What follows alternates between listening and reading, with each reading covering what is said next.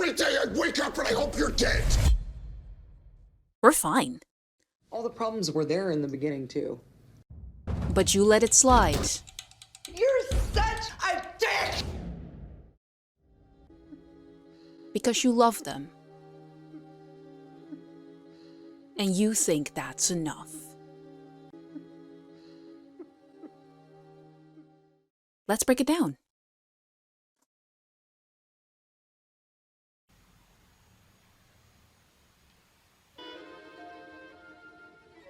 What I love about Nicole, she makes people feel comfortable about even embarrassing things.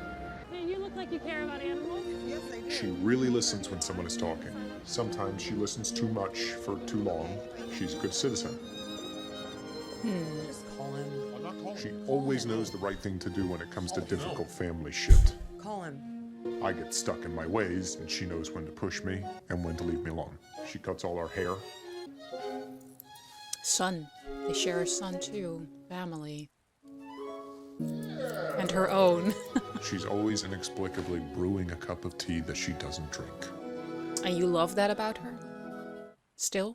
And it's not easy for her to put away a sock or close a cabinet, but she tries for me. Little pause there. I have to for copyright reasons, of course. But as a relationship progresses, the things that you find a little charming often are the things that you in the end start to despise. Here he still frames it that he loves those things about her. It's difficult to put socks away, to close the cabinets, but she tries for me. I would not be surprised that in the end we might see like, I hate that you put all of those coffee mugs everywhere and you never drink it. Love often does a lot to a person. We accept so much more because we love that person. But often when a relationship turns a little rocky, that's where a lot of hidden frustration always seems to come out, and what you first deemed to be charming is often the thing that you kind of looked past because you loved that person. Curious if that's still gonna be the case, that he loves this. I would be pissed! Is very close to her mother, Sandra, and Cassie, her sister. Right. The rapping. He just tears that! Wait. Note the rapping. Note the rapping. Just tears it, dude! I was like, did I hear that right? Note the rapping. Look what I've done for you. She has maybe some importance, like, hey, look how nicely and neatly I wrapped it for you. And he just tears into that shit like, give me what's underneath. I mean, I get it. That's what I do too. Like, who cares about the fucking wrapping? But maybe she did. I see a little hints there that could lead to eventual destruction. Cute. Nicole gives great presents. She is a mother who plays, really plays. Aw. She never steps off playing or says it's too much. And it must be too much some of the time. Chopped down a Christmas tree. What? Are you kidding me? I was just in jail. They seem like a lovely family here. She's What could competitive. possibly go wrong? She's amazing at opening jars because of her strong arms, which I've always found very sexy. No one is ever hungry in our house. Love that. She can drive a stick. He doesn't give it! This is interesting. There's just like these little notes, like these little moments that they both do. He wants to open the jar, so she takes it from him and she opens the jar and then she puts the jar away, but doesn't give it back to him. That's interesting. I wonder if it might mean anything, but often in storytelling, it always means something. How could you? After that movie All Over the Girl, she could have stayed in LA and been a movie star, but she gave that up to do theater with me in New York. Oh. You might as well get what you paid for. She's brave. She's a great dancer. Infectious. My crazy ideas are her favorite things to figure out how to execute. Let's try it crawling, but also standing. What? How do you want to do that? Crawling, also standing. Like, be so for real, girl. Okay, so interesting. She gave up her career. She could have been a movie star, but she gave that up for him to be with him and do theater together. I'll remember that. She's my favorite actress. What I love about Charlie. Here we go. Charlie is undaunted. He never lets other people's opinions or any setbacks keep him from what he wants to do. But he's incredibly neat, and I rely on him to keep things in order. Clearly. Mom probably entered put that sweater on in a different way. That's cute. Conscious. Hey. Bro. Sorry. He doesn't look in the mirror too often. Did he do that on purpose? I'm not gonna assume it. Like, okay, I get it. We gotta have to be conscious about energy, right? But maybe he's like giving her a sign like, okay, you sat there long enough. Go to bed. Stop wasting energy. Sorry. Could be a genuine mistake, but I read into things a lot. He's very self-sufficient. He can cook himself dinner and iron a shirt. Wow. Bare minimum. He rarely gets defeated, which I feel like I always do. That's inspiring. He's a great dresser. He never looks embarrassing, which is hard for a man. Bare minimum. But I get it though. I had an ex-boyfriend who didn't want to iron his shirts and they were all wrinkly whenever he went out, even if it was something proper. And I always was so embarrassed. So I get it, girl. Get you a man that can dress properly. It seems so basic. And it is. But it's just nice when you do not have to think about all of those things for somebody else. Like, please iron your fucking shirt. God damn it, Charlie. He's very competitive. Come on! She is too. What's this? Okay, so I'm done? I'm done, right? That's it. This is so frustrating. I used to flip the board when I didn't win. He loves being a dad. He loves all the things you're supposed to hate, like just the waking up at night. I had a bad dream. Oh, that's really It's sweet. annoying how much he likes it, but it's mostly nice. I think that's very tender. I do like that. Oh, that's adorable. Oh my gosh. That means he really loves his dad. That's lovely. Feels safety with his father. He can tell people when they have food in their tea face in a way that doesn't make them feel bad. Ah!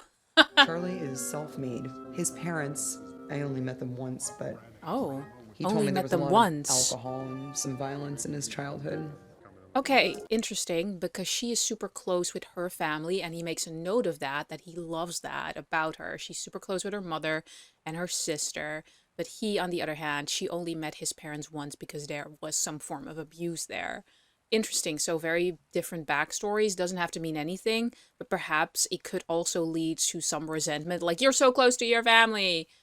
And because he wasn't, I only know that this is a marriage story that ends up in divorce. So I'm guessing I'm already looking for signs unconsciously, like, okay, what's hidden there? Because it's framed as we love all of these things about it, and I'm noticing small things that can be significant already. Made sure they used the right almond milk. He's brilliant at Attentive. creating family out of whoever is around. With the theater company, he cast a spell that made everyone feel included. No one, not even an intern, was unimportant. He could remember all the inside jokes. Aw. Where do you go when it's windy? Oh yeah, that was funny. Oh, I love that. That's super attentive. That is making somebody, even an intern, feel seen. And so many people don't get that at their jobs, even when they're a full-time employee. I love that he does that with his theater. You see people and you attend and you make them feel welcome and seen. Don't we all want to feel seen? I love that moment. That's kind. I would love him for that too. Let me watch that again. That was lovely. Was unimportant. He could remember all the inside jokes. Where do you go when Oh, it's that's windy? sweet because he was disappointed there for a little bit, but he just shrugged it off like, yeah, okay, no coffee for me. I'm just the intern. And he just comes in and just especially for him, like he knew that he might be disappointed and he wanted to make the special moment to show him that he's seen. Love that. Oh yeah, that was funny. He's very clear about what he wants, unlike me, who can't always tell. Let's stop right there. Unlike me, who can't always tell. Interesting. Ah. They all wrote it down. Who wants to start? Oh gosh. Therapy. I'm not going to read this out loud. Oh. Oh. Okay. pause. They obviously had an assignment where they had to write about what they feel they love about the other, and she doesn't feel comfortable doing that anymore. That tells me it's concerning for their relationship. If you can't openly say what you love about a person, she's not comfortable with that anymore. Oof, that's concerning. Why is that? Because I don't like what I wrote. As we mediate your separation and eventual divorce, Oh. things can get quite contentious. I like to begin with a note of positivity, to remember why they got married in the first place. As you come apart, you're reminded that This is what you love. this is a person you had great feeling for, and maybe still do in many ways. But it just doesn't work out anymore. I'll read mine. I like what I wrote. You both have to read. I'm not going to. What happened? She doesn't like what she wrote. That seems... I don't believe her fully. Perhaps she doesn't like what she wrote, but I think she's simply not comfortable with the fact about saying all of these nicer things about him, perhaps reminding herself why she actually loved him, because it hurts too much. He likes what he wrote, and he's willing to go about it, but she doesn't. She seems very resistant, and they're actually at the point of separation, eventual divorce. I agree with the therapist. It is good to remind ourselves why we loved this person in the first place, why we decided to marry them in the first place or have a relationship with them. Because when separation happens, things can get ugly really fast. Okay, I just think it's a shame that you guys aren't going to get to hear the wonderful things you wrote about each other. Nicole, maybe you'd change your mind once you heard Charlie's. I don't want to hear Charlie's. We promised to listen. That's They're right. very resistant. That's the very first step in this process. Well, I think I'm gonna go if you two are gonna just sit around and suck each other's dicks. Oh, girl! Ow! All right. Something happened for her to be so resistant. I don't think it's because she didn't want the divorce, but he seems far more calm in the fact that they're separated than she is.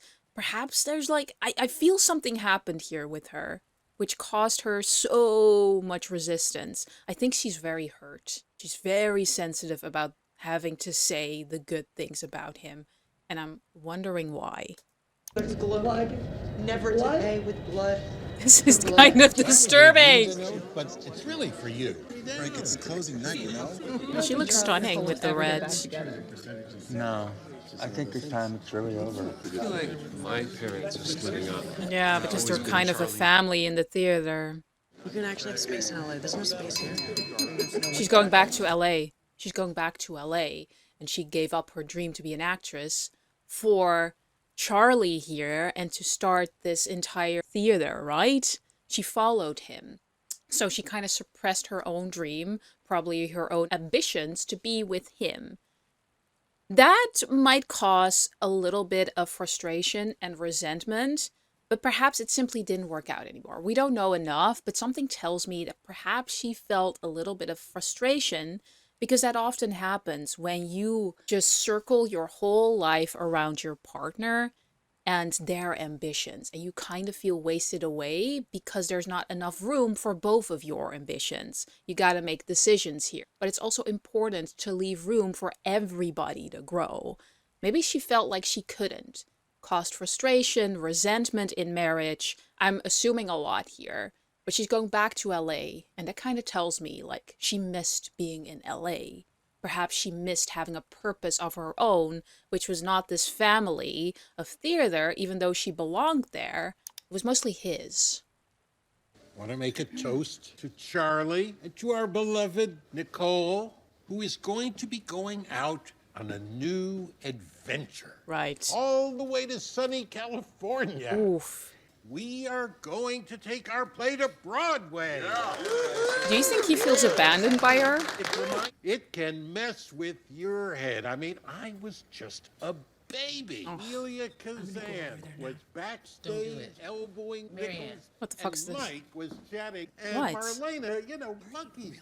But tonight, very, very serious. And of course, later, I realized... Oof. Oof. What's that? What's that? What's that? Why is she mad? Oh, she immediately stands up too. But why would that other woman say, I know I gotta watch it, but we're unpacking this together, right? We're breaking every moment down.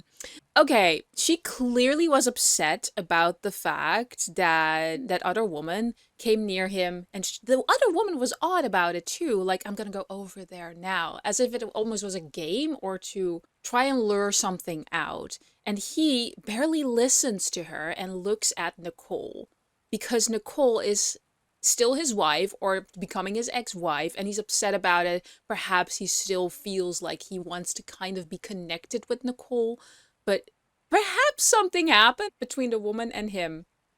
Perhaps he felt dissatisfied. Perhaps he was really frustrated about the teacups that he went astray, and she's pissed. And she's like, oh, you're gonna talk to her? I'm out. She seems so sensitive and hurt in that therapy session. And obviously, of course, it's sensitive. You're gonna be divorced. You're separating from the person you loved and married. It's a very difficult time. A lot of emotion is involved. Oftentimes, emotions are not rational at all. But this was curious. Perhaps something happened, and maybe that's why she's just so hurt, because what if you betrayed me? So why should I call up all of these good things about you when I feel you're an asshole right now? It's very hard to put that aside. Doesn't even have to be about the fact that he cheated or not. She cannot look past all of the bad stuff at the moment because they're too fresh. Maybe she needs more space, more time, and then she can look back at the fact like, yeah, I did love you, but it simply wasn't meant to be. I simply could not be with you. We'll see.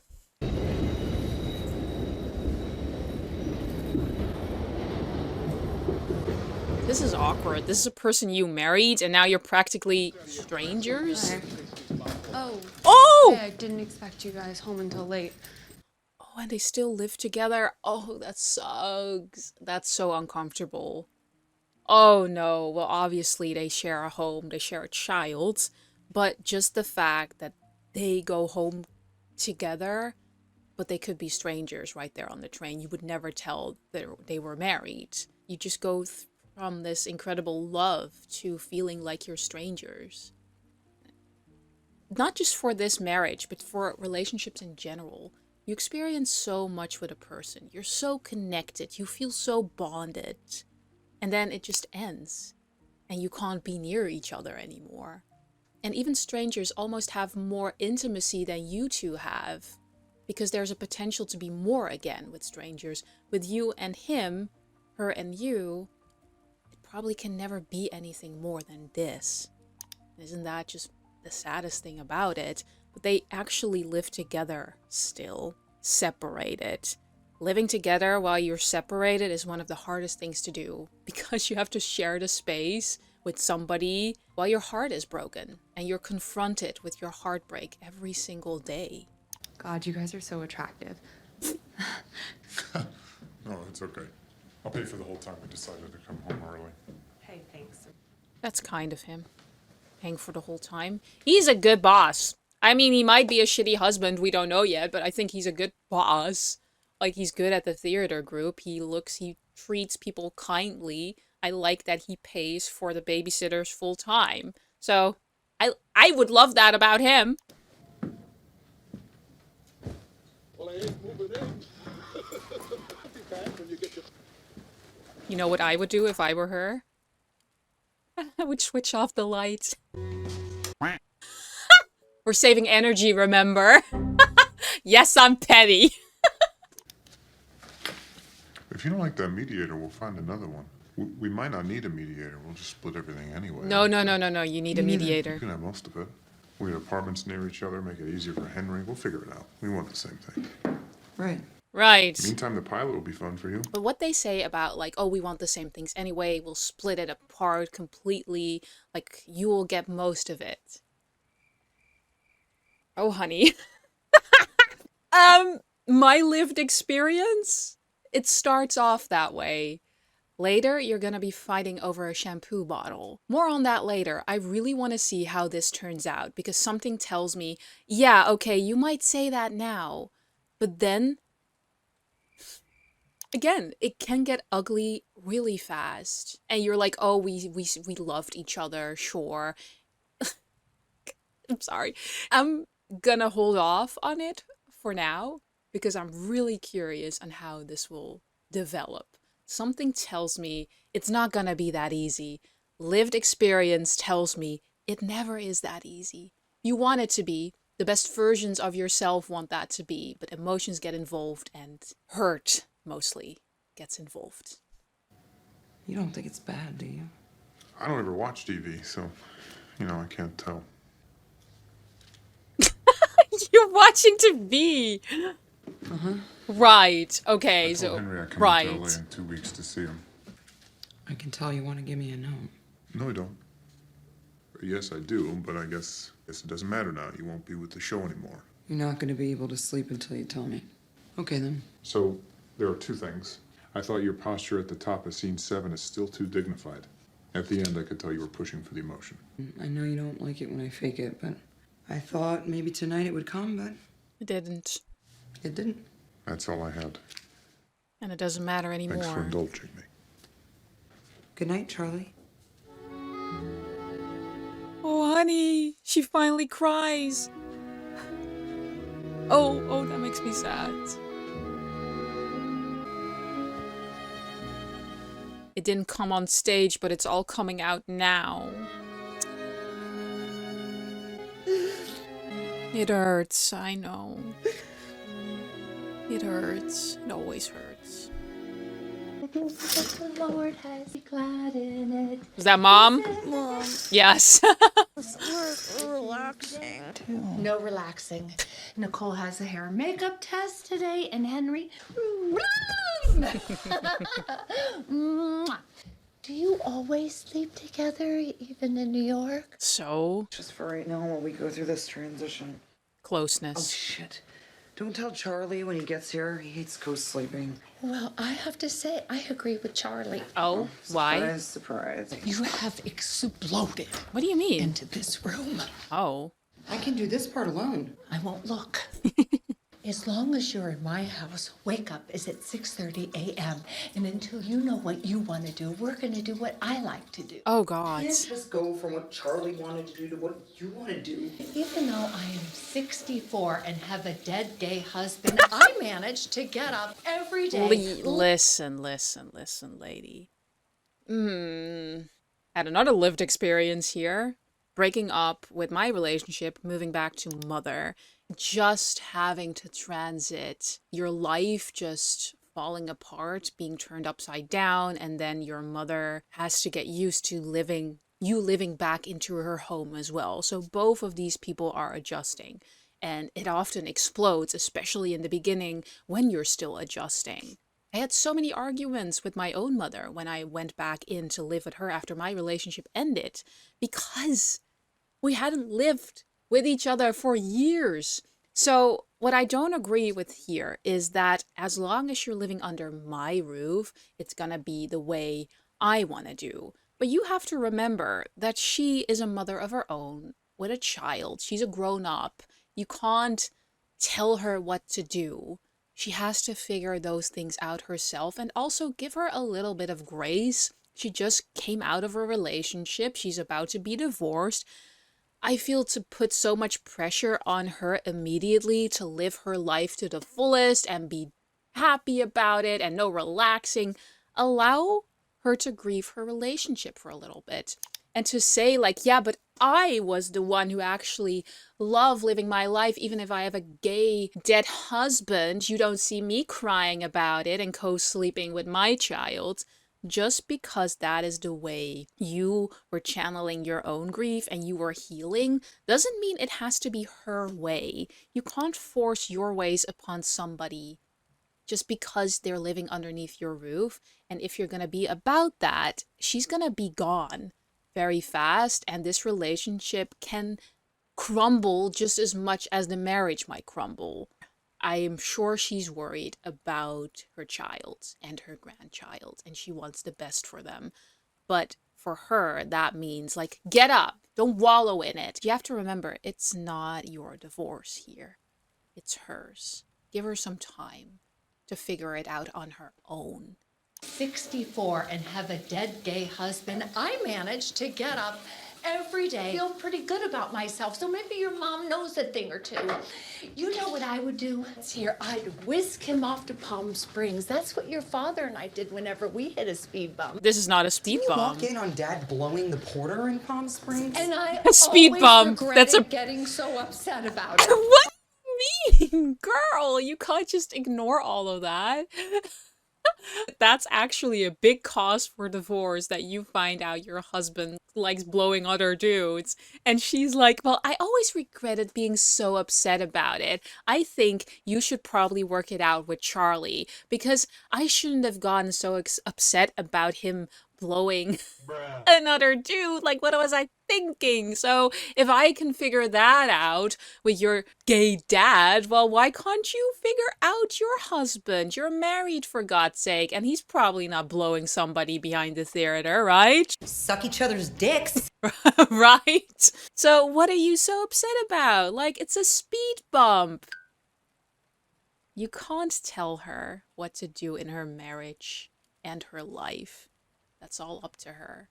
Or else, if she's gonna listen to everybody else, what she probably has been doing for quite some time, giving up her dream in LA, to orbit her life around his, and now to listen to her mom, I think she needs some time for herself to figure out what she would really want to do. Or else she's probably gonna suppress all of that inside of her, and she's gonna be unhappy. I'm sure mom suppressed a lot of her emotions so she could make the marriage work, even if her husband was gay. Putting a marriage above yourself, that's not how it works. A marriage should have room for both people to support their dreams, and room where they don't have to suppress anything. Always regretted getting so upset about it. Charlie and I are getting a divorce, Mom. There's nothing for us in Palm Springs. You need to wash your face before you go to sleep. When Daddy True. gets here, maybe we could all go on the Jaws ride. Or I could go once with Daddy and once with you. Because I wouldn't mind going twice anyway. Oh, go together. honey. I reread the pilot as if I were Charlie reading it, and I started to think it was just bad. My agent says it's one to watch. What if Charlie is on Broadway with the play I brought him, which I originated, and I'm just doing bad TV? She's beautiful. Okay, so she poured a lot of her work and passion into that theater, which was his project mostly, and while giving up her dream, right? And now she worried, like, well, I gave him all of my good work, and now he's successful on Broadway. Well, I'm doing bad TV because I didn't focus on that part of my dream for the theater. And now the theater is successful partially to me, but what do I get out of it now that I'm leaving the theater for pursuing my actual dreams that I kind of gave up? I get it. That's frustrating. Also, the poor kid. I don't mind going on the ride twice, clearly knowing the separation and that they're not really getting along and just trying to be helpful while his parents are getting a divorce. I feel very fond of him, and I feel bad for him. Looks great. Where's she been for the past 10 years? Doing weird theater in New York, downtown shit. Can I say something? It's good. Directed by her husband, supposedly very controlling. I'm surprised she said yes. You can thank her divorce. Can you move your hand further down the baby? Can she say something? Off the head entirely? I have to support his head. No. Support the head, of course. Just try and do it from the shoulders. Can you crawl and walk at the same time, standing? That's good. I can't hold a baby like this. She's right. That's gonna look weird. Can I say something? What, honey? She has to know how to hold a baby. Birth mother to the plant community. Not gonna make any sense if we feel like she's a bad mother to her own kid. But she's right. Does Donnie know? Must be nice to get out of New York. You are fucking hot in that movie. Move back to LA. Everything you were saying back there was absolutely right. Why are they all kissing her ass a little bit? That seems unrealistic because she has been out of the scene for quite a long time. Let us know if you'd like to be part of our writer's room. I bet you'd be really helpful, actually. Or I could direct. No, yeah. Sorry, what? Maybe that sounds crazy? No, do you have a reel? I've never done it. I mean, I watched my husband do it for years. At our theater, I always wanted to direct, and then Charlie would say something like, the next one, but he was always the director, so Right. there never was a next one. Maybe if we'd stayed married, there would have been. No, probably not, because when you see him with all of those notes, he really likes being in control. I don't think he would have ever let her direct. And she says, well, maybe if I would have stayed, perhaps there would have been the next one. But you already know from experience there was never going to be a next one. There was never the next one. It was never the next one. So that hopeful part in your brain is still telling you, okay, if I stick around here, it will get better eventually. How hopeful we can be in a relationship, thinking that if I just stick it out, I'm sure it will change eventually. I'm sure I will get what I want eventually. But if somebody is just stuck in their ways, they're not going to change that aspect. And you can hope and hope, but you already know it's not going to happen. The only thing you can do is accept that or leave. And I think that's what she's doing now. Gonna kill him off. It seems unlikely. I'm gonna give you a number. Okay, is it a therapist? Because I have a therapist. She's a lawyer. She represented me when I left Dennis. You and Dennis are divorced? You still work together. Oh. That's nice. Oh no, he's a fucking cocksucker. Nora got me half of this project in the settlement. Oh. Well, we talked about doing it without lawyers. My sister had me meet a bunch of them already, and I just hated them. Oh, honey. Call Nora. Yeah. She saved my life. I agree. Oh, Sorry. you're in it? Girl, best movie ever. Look at her. She's fabulous. Had me meet a bunch of them. All right, so just before we move on, it's just so funny to me that I'm sure it happens in some particular cases where both parties just get exactly what they want without a lawyer involved. I'm sure there's some, but not plenty. Not a lot. Sorry, I look so schleppy. Had an event at my kid's school. Slappy! Let me get this out of the way. I think you're a wonderful actress. Thank you. You saw the theater stuff? I was in New York last year for my book, which reminded me to give you a copy. And my publisher took me. Well, Charlie directed it. I know. He's very talented. He is. They're moving it to Broadway. Well, without me, of course. Mm-hmm. I was lucky to have you. Of course. How are you doing? Not okay. Oh, honey. Casual, connecting girl talk almost. Wonder how sincere she is, but she definitely knows how to connect with people because she immediately makes it casual. It starts off like, oh, I'm sorry I look this way, but I had like this little thing for my kid. Well, she looks fabulous. Now she makes it personal. Just wondering how genuine it is, or perhaps that she's trying this for her client, of course. Perhaps there's a little bit of both in it, that she can sympathize with her, but she's also really wanting to do business. Also, I get you a copy from my book. You'll love it. You take some breaths. While you do, I'm going to tell you about myself. If you should choose to hire me, I will work tirelessly for you. I know how it feels. You do? Advocate from my ex and a narcissistic artist. Like and you. Verbally abusive. I'm now with a great boyfriend who lives in Malibu. Well, Charlie's not terrible. No, of course not. Ravish you with attention in the beginning. And then once we have babies, we become the mom. They get sick of us. Yeah. Interesting. Where do you want to live now, doll? By the sea. I'm here now, obviously. Feels like home. Oh, that's nice. It is home. It's the only home I've ever known without Charlie. You want to stay here? LA. Charlie's not going to want that. What do you want? He hates LA. We're interested in what you want to do. You're gonna get a divorce. Sounds to me like you did your time in New York. He can do some time here, no? He always said we would, but he never Oh. did. Oh. How old's your son? Henry's 8. Oh. Okay, this is, again, circling back, her giving up her ambitions for his. And I'm sure Charlie doesn't even mean it like that. He was so malicious that he never followed her dreams either. Like, they got a theater in New York, and they would say, like, okay, so now we focus on the theater, but there was never really space for her dreams and what she wanted to do in the relationship.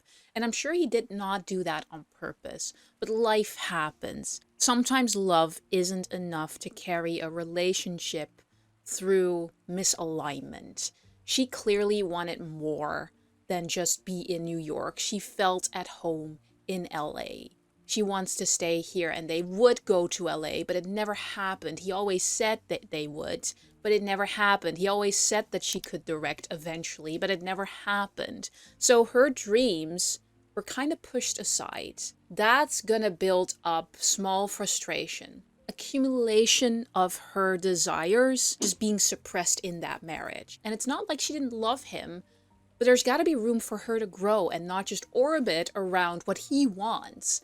So you just kind of put yourself aside for the relationship so that can work. So we can be together, right? And so many people do that. I have done that in the past, just orbiting around your partner about the relationship and kind of forgetting, wait, what is it that I wanted to do in life? And that you forget about it.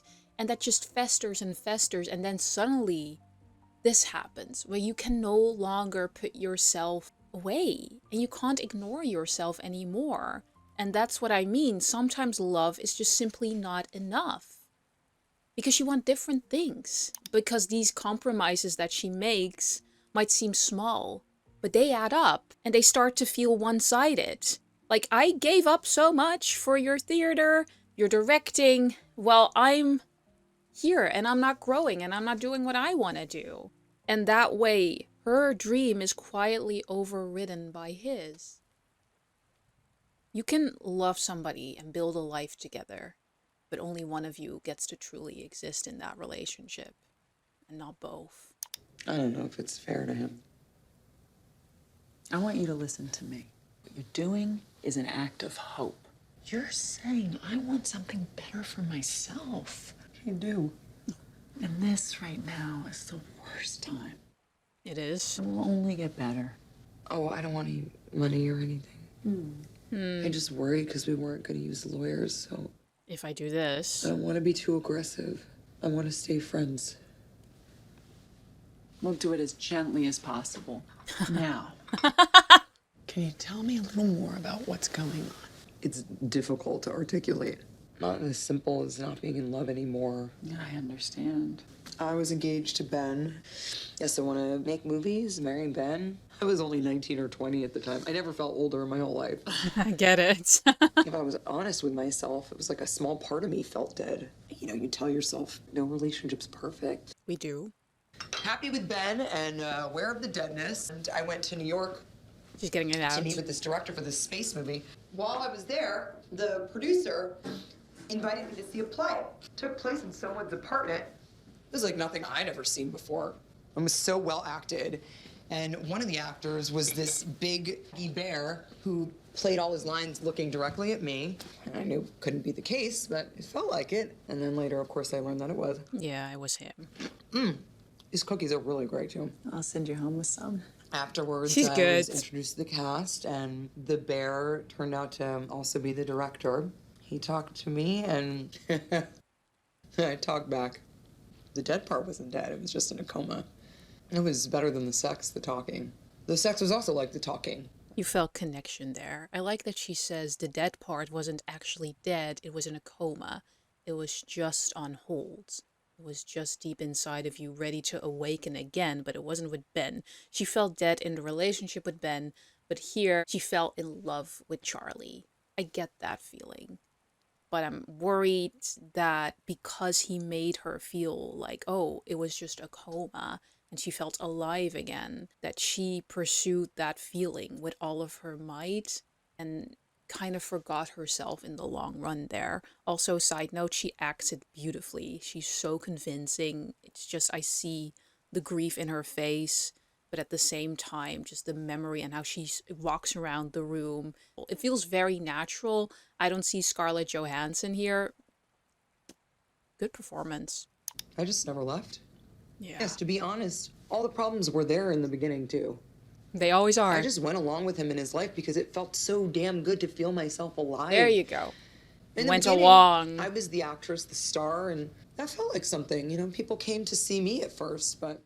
It changed. The farther away I got from that, and the more acclaim the theater company got, I had less and less weight. And he was the draw. Yeah. And this is why you're upset about it when you say, so they're going on Broadway now, but without me. Well, she actually feels, but I was the initial draw that helped you get there in the first place. And now I'm sidelined and I have nothing because I'm not going with that theater anymore. And I'm trying to pursue my own dreams again.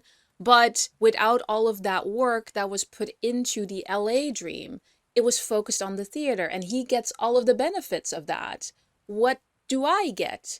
I sacrificed my dream and I'm a little worried that now with this lawyer, she's going to mention that and say, you put so much effort into this theater, and how is it fair that he gets to go on Broadway and you're left with what?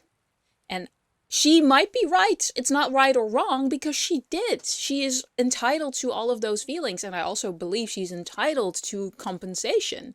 But I see where this is going. And this is where it turns ugly because this was all repressed. And she mentions in the beginning, there were so many problems too. There were problems at the beginning that were still here now. But I overwrote those because I felt alive when I was with him. Don't we tend to do that? When we're in love and we feel a certain way, and you tend to overlook the things that make you feel, fine, it's nothing, you know? She ignored her feeling there. You gotta communicate up front. Or else you're gonna end up here and you're gonna just compromise and compromise and compromise until you cannot compromise anymore and it explodes. I'm worried that she's gonna get this lawyer now, even though she might need it, but that's going to be the part where they're not going to be so friendly anymore. So you're going to get a lawyer. Well, I'm going to get a lawyer. And this is how it turns into a nasty divorce, an ugly divorce, instead of what they hoped for in the beginning. And he was the draw.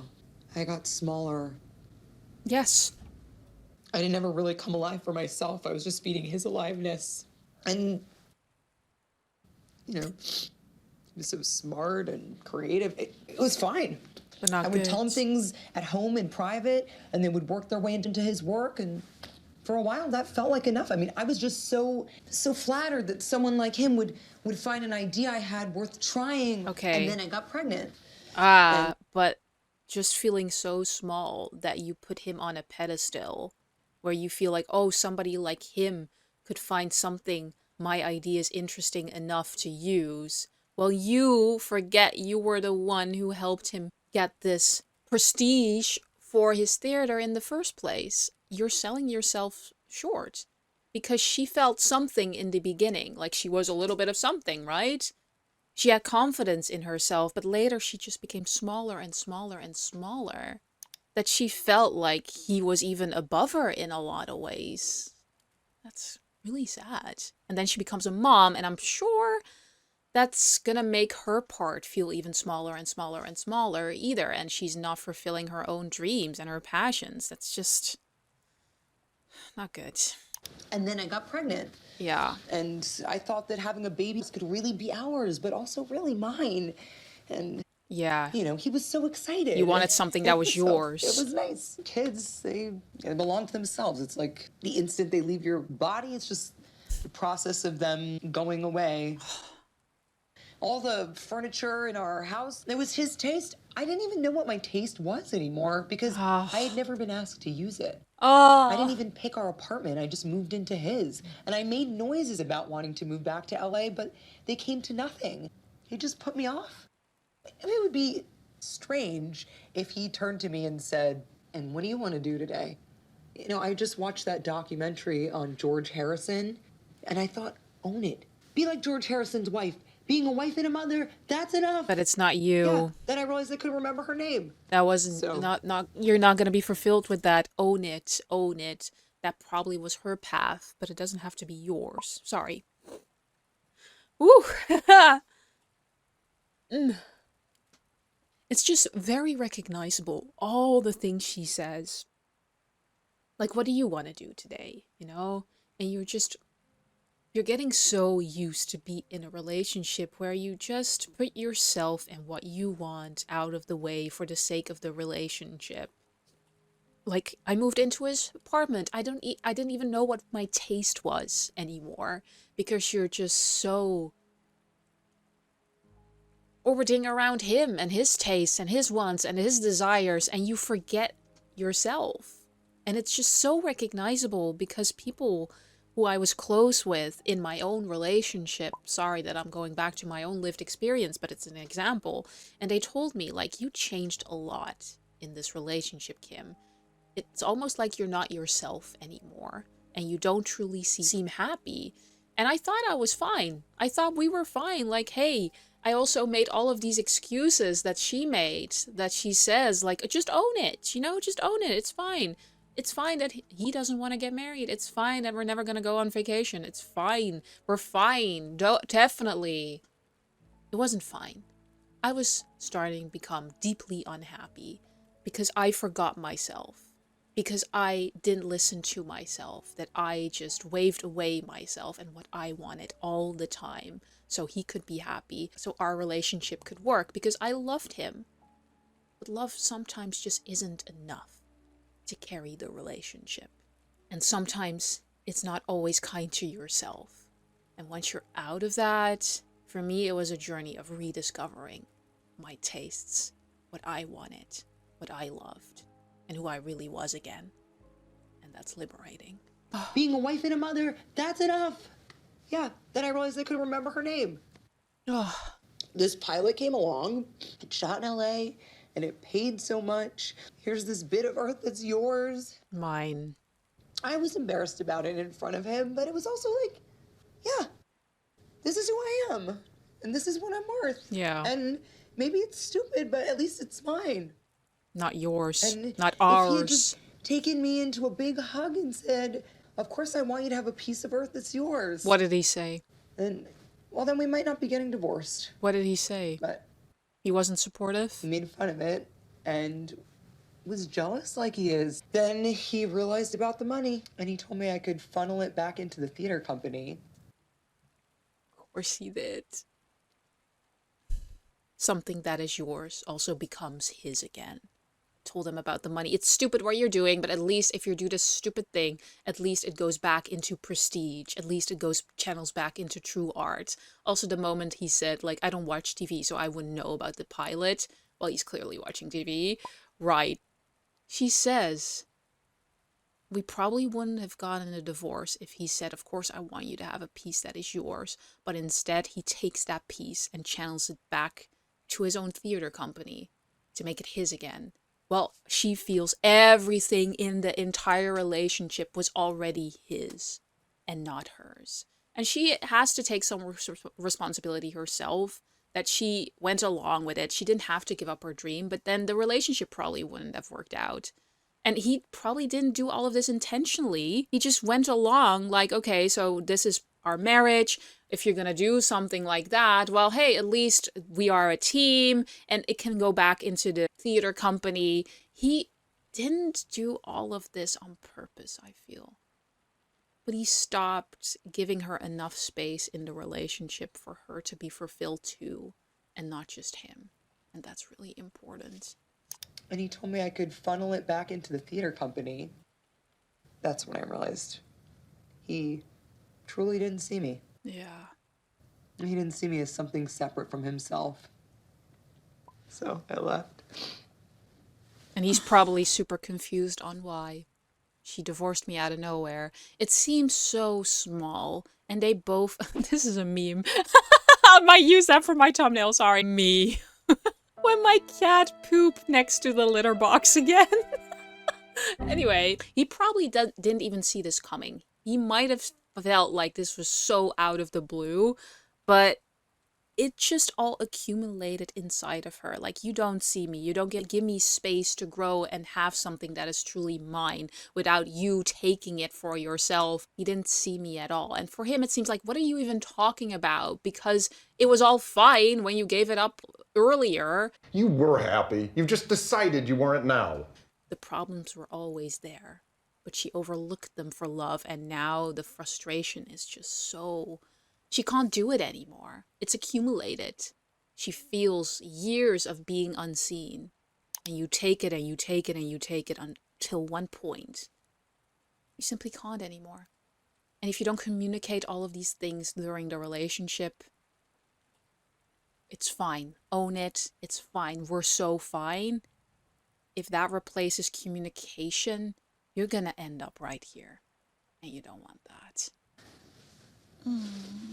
Also, I think he slept with the stage manager, Marianne. Get the lawyer. Rob him blind. Get the theater. Get everything. That fucking asshole. 75. That's why she was upset.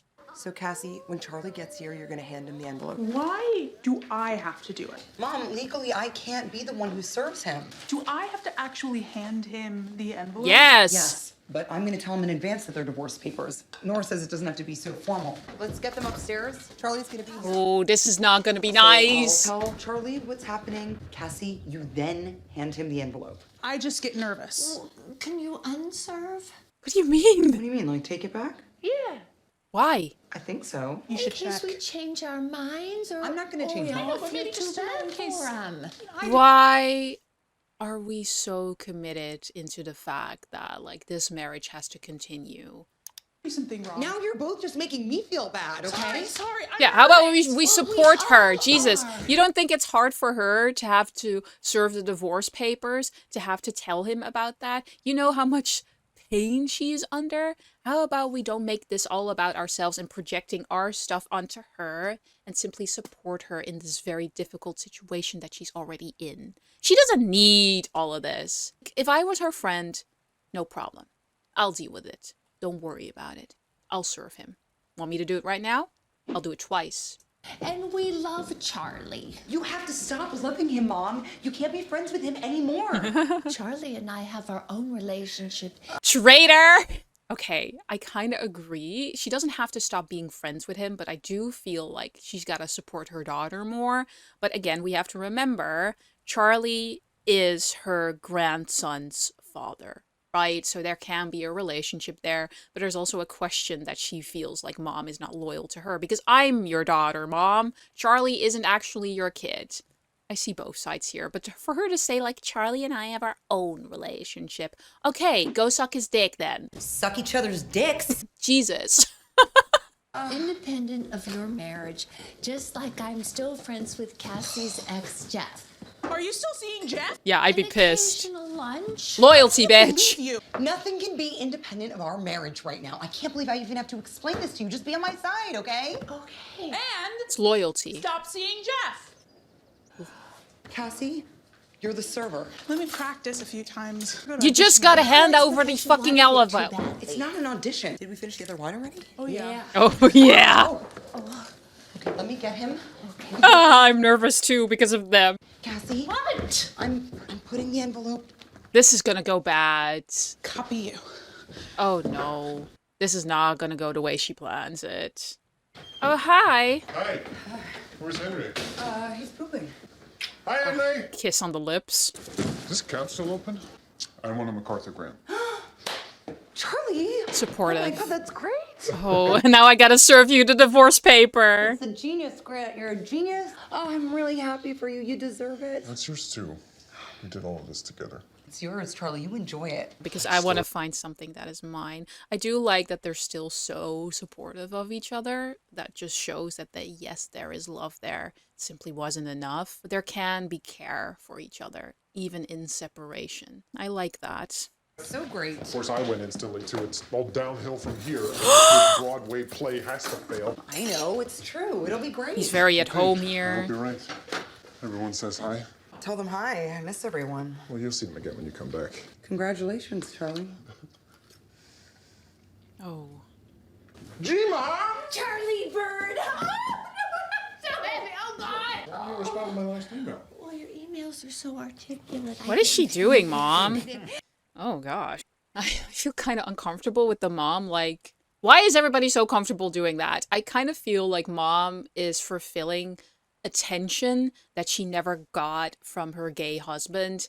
And that's why she meets up with her daughter's sons.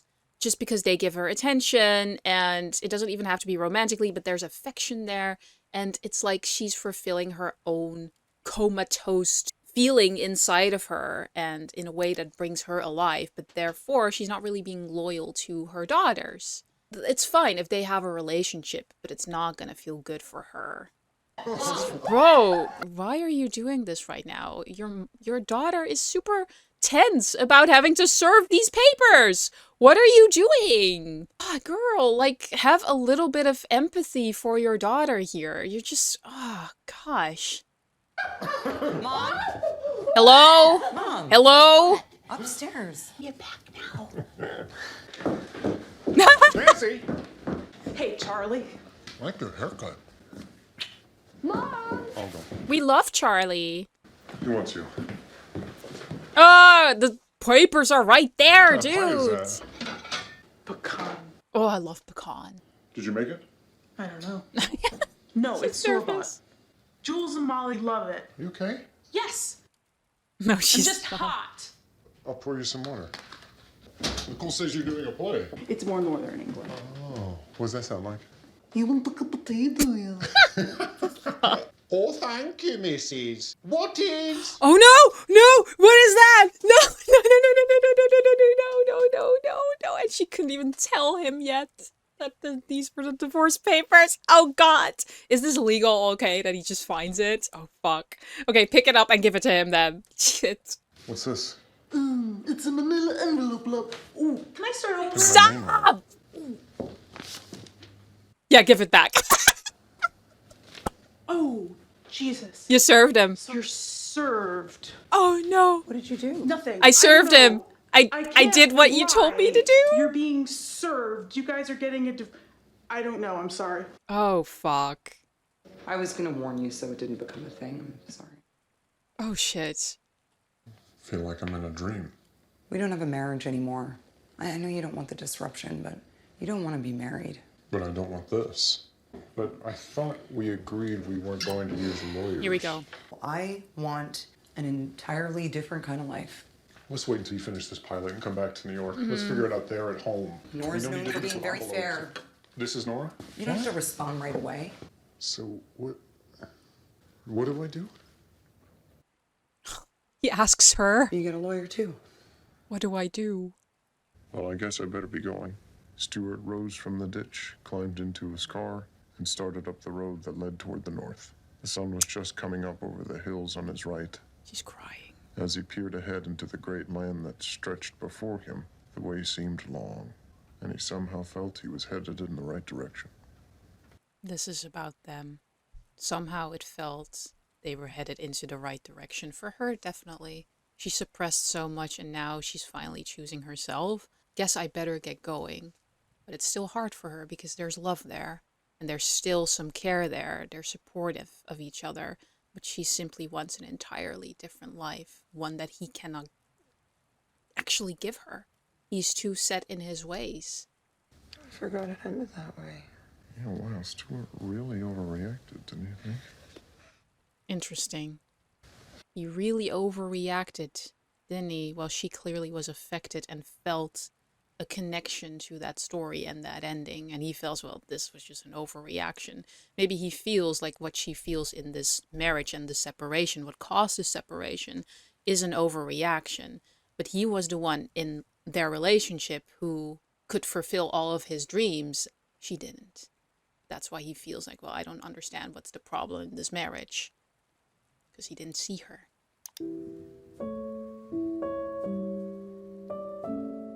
Scenes from a marriage. Sorry. I drank too much wine. Can imagine. Didn't eat dinner. Stressful time. For both of you. I hope Henry didn't notice. Sorry again. Thanks. Where are you staying? Oh, He thought he could stay here. This is the consequence of separation. Where are you staying? And he is just not as far ahead with that mindset as she is. She's already looking ahead towards her new life, while he seems to sort of be subtly clinging on to this family.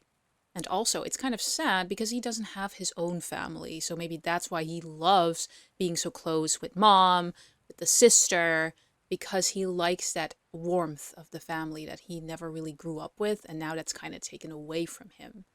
And that's actually really sad. Again, that's great about the MacArthur. Mm-hmm. Thanks. Don't forget this. Thanks.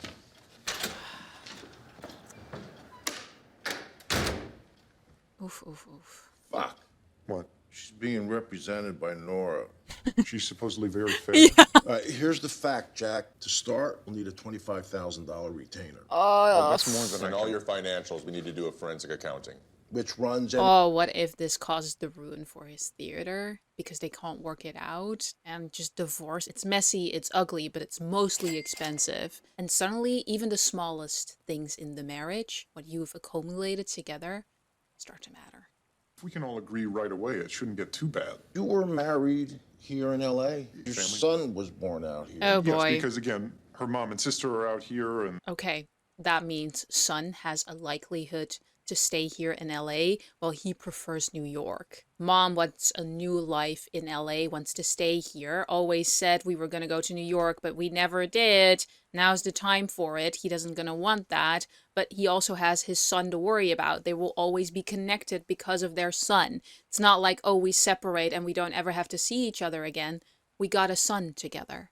How are we going to deal with it? Are you going to move here for LA while your theater is in New York? You're going to go on Broadway. How are you going to deal with that? While your son is probably more likely to remain in LA because he was born here, got family there.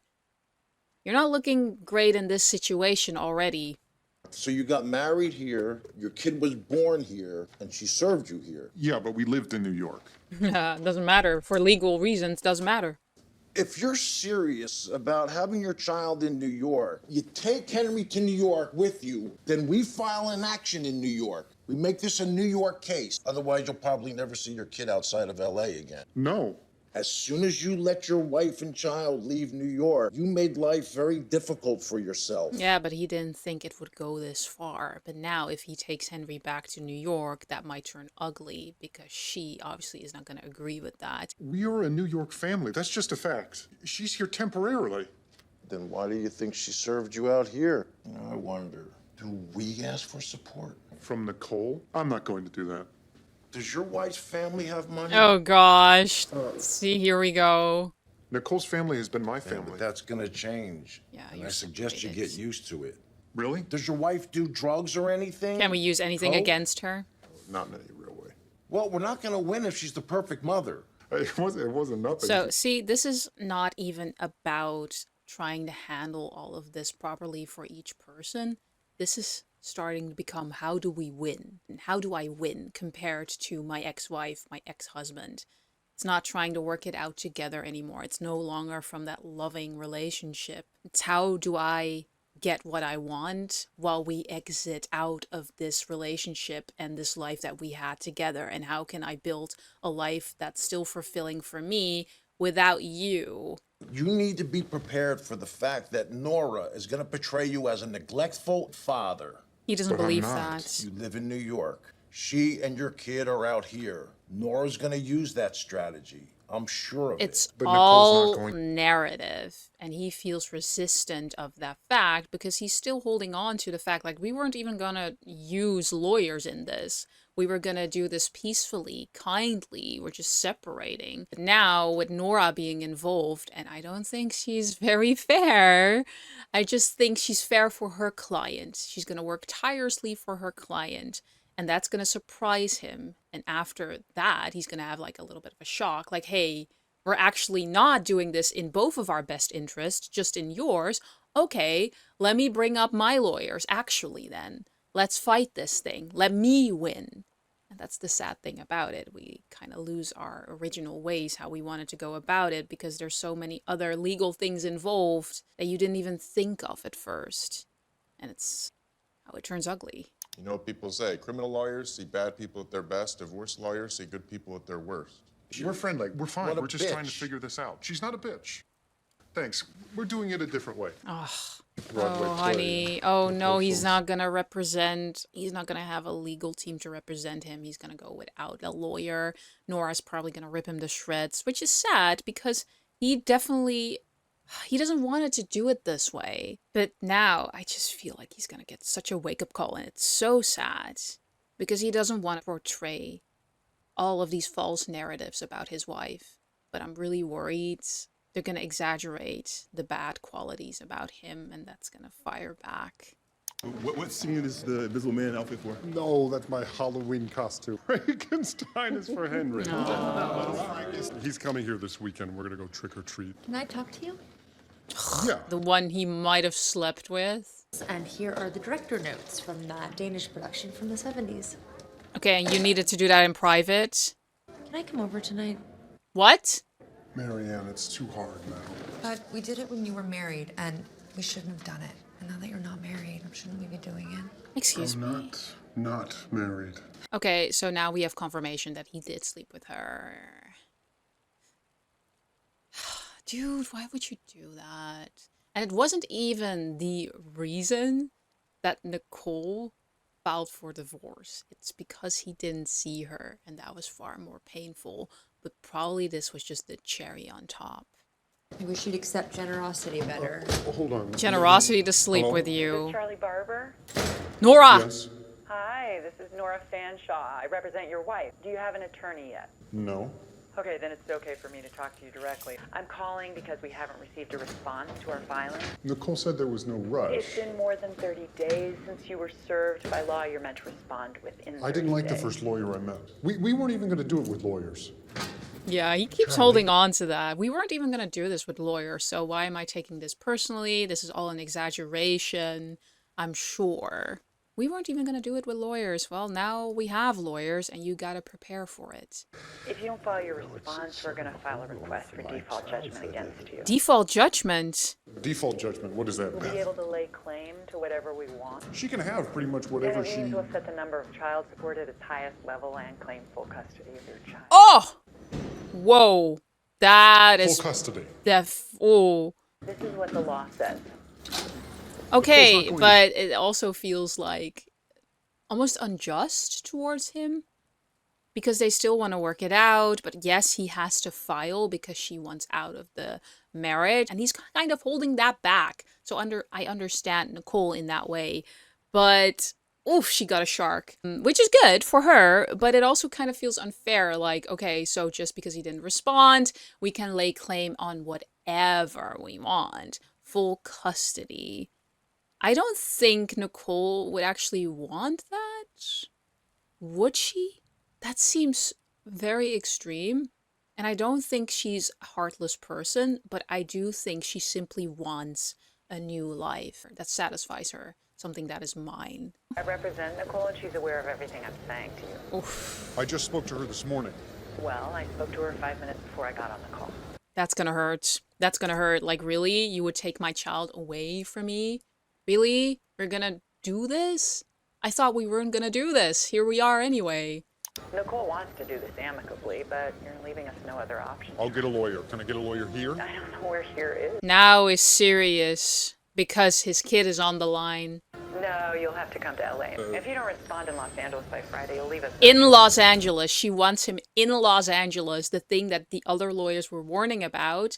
We have to make sure that this is a New York family-based situation. If he goes to LA, gets an LA lawyer, it's going to be an LA case. It's going to be difficult for him to remain with his son in New York. Oof. Yep, and he goes. He's serious when it comes to his kid. She can have everything she wants, really, but not his kid. Me and Mommy are in the middle of a super secret treasure hunt. I thought the plane landed at 9. Hello? Sweatpants. Can I talk to you? It's almost noon. There's traffic. You gotta get Why going. don't we ever do a treasure hunt? Be right No there. talking I got a alone. call from your lawyer. She said you'd take custody and everything if I didn't respond. It's better if we just let the lawyers do this. Yeah, but she's saying things I don't think you mean. Henry, we need to get going. I don't want to go now. She changed her hair. She changed her hair. She's blonder now.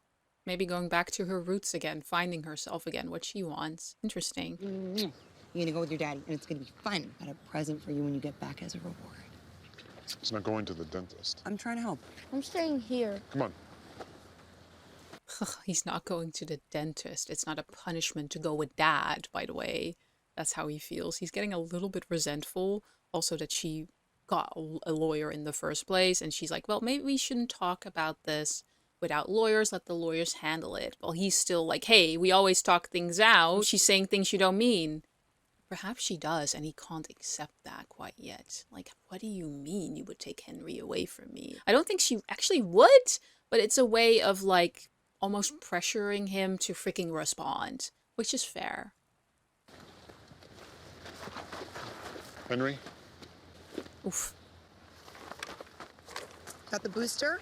I have a booster. Wait, no, it's not in. What's not in? The seat's not connected. I'm not a neglectful I asked the rental dad. company to install it. Yeah, I think they can't for liability reasons. Here, if you... I'm worried this is gonna be used against him in court. Like, he didn't even connect the booster right.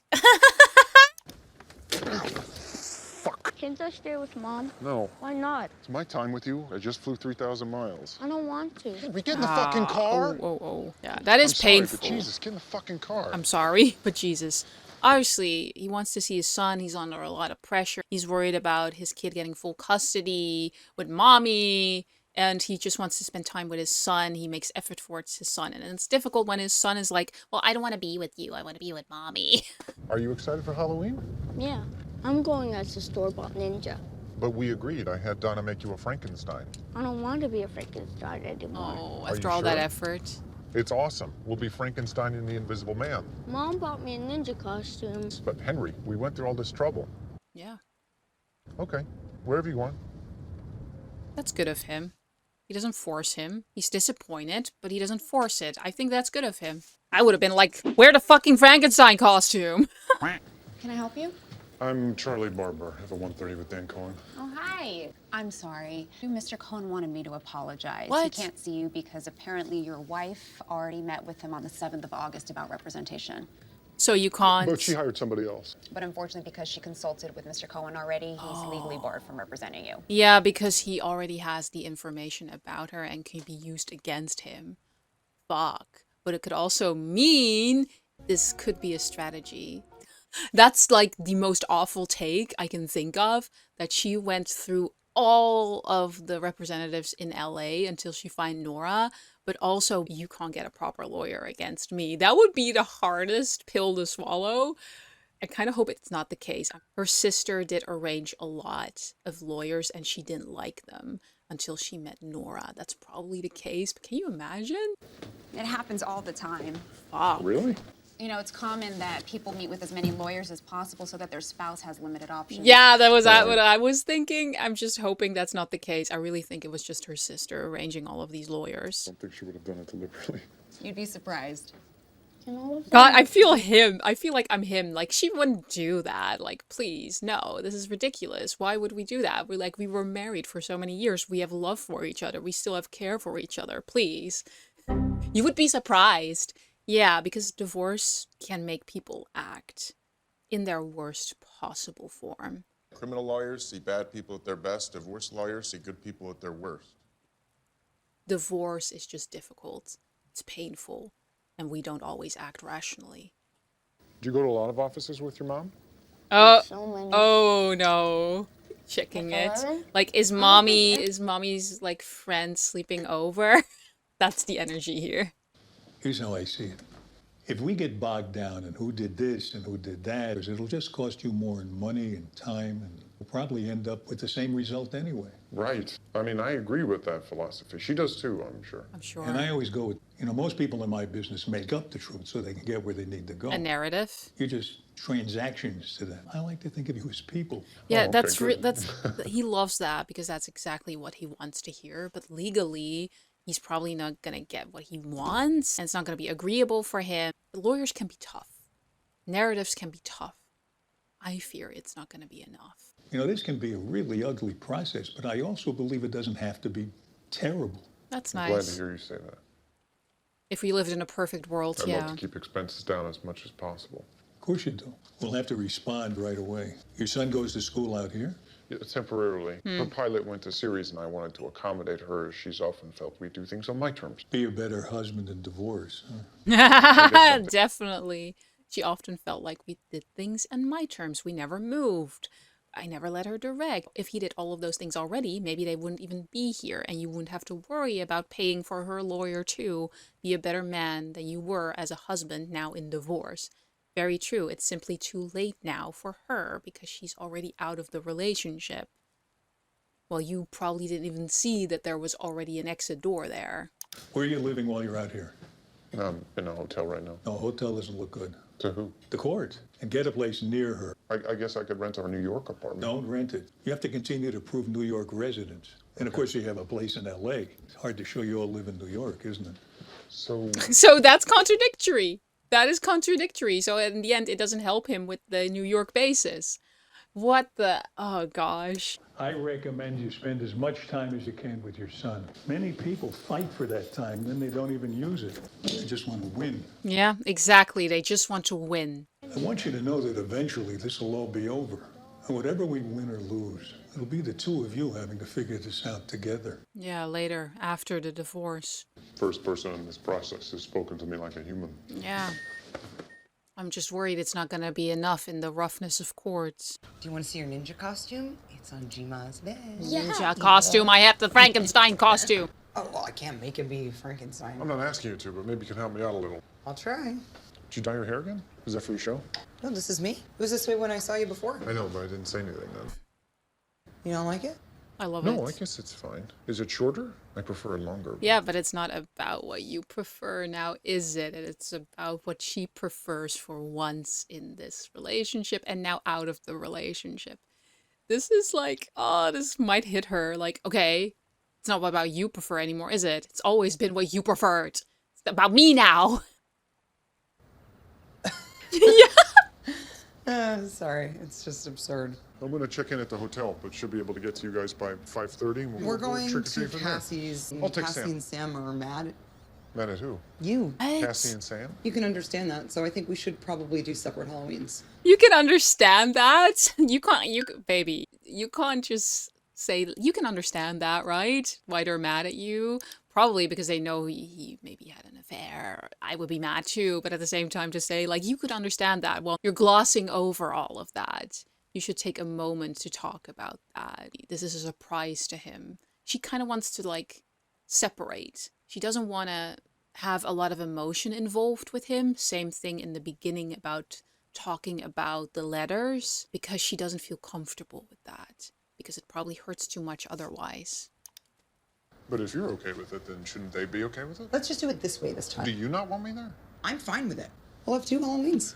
What am I going to do with him for second Halloween? Maybe the hotel has something. Or you can drive to a different neighborhood. Oof, she's done. She does not like him. She's mad at him. She's mad at him. Probably because of the comment, and all of the frustration she felt in the marriage are here now. And the dog. He probably doesn't want to go trick-or-treating again because he's tired. That's going to be disappointing. Because he feels like he's going to miss out these moments with his son now. Ready for Halloween? Have a great Halloween with Daddy, okay? Okay, then we're going back out. I'm tired. This block looks promising. I wish Halloween was over. Yeah, because he already had his Halloween. But she's saying, like, it will be fun. 2 separate Halloweens. But it feels like getting the leftovers. That was really weird because we're talking about a kid. You're getting leftovers of the event. And he doesn't want to do all of that anymore because he's tired. He's still a kid. Dad is probably going to feel like, well, I missed out on this memory with my child because now we're getting a divorce. So I'm getting frustrated about that. What else I'm going to miss out on? Not just Halloween. It's going to be Christmas. It's going to be New Year's. It's going to be everything. Why can't we do it together again? Why am I missing out these moments? Why do I have to sacrifice all of these things? That's just what happens once you get a divorce and you have a kid. You got to do it fairly. I'm wondering, like, if there's a small part in Nicole that feels kind of justified if she gets more time now with Henry because she sacrificed so much in the marriage, and now in the divorce she feels entitled to have more because she sacrificed all of that in the marriage.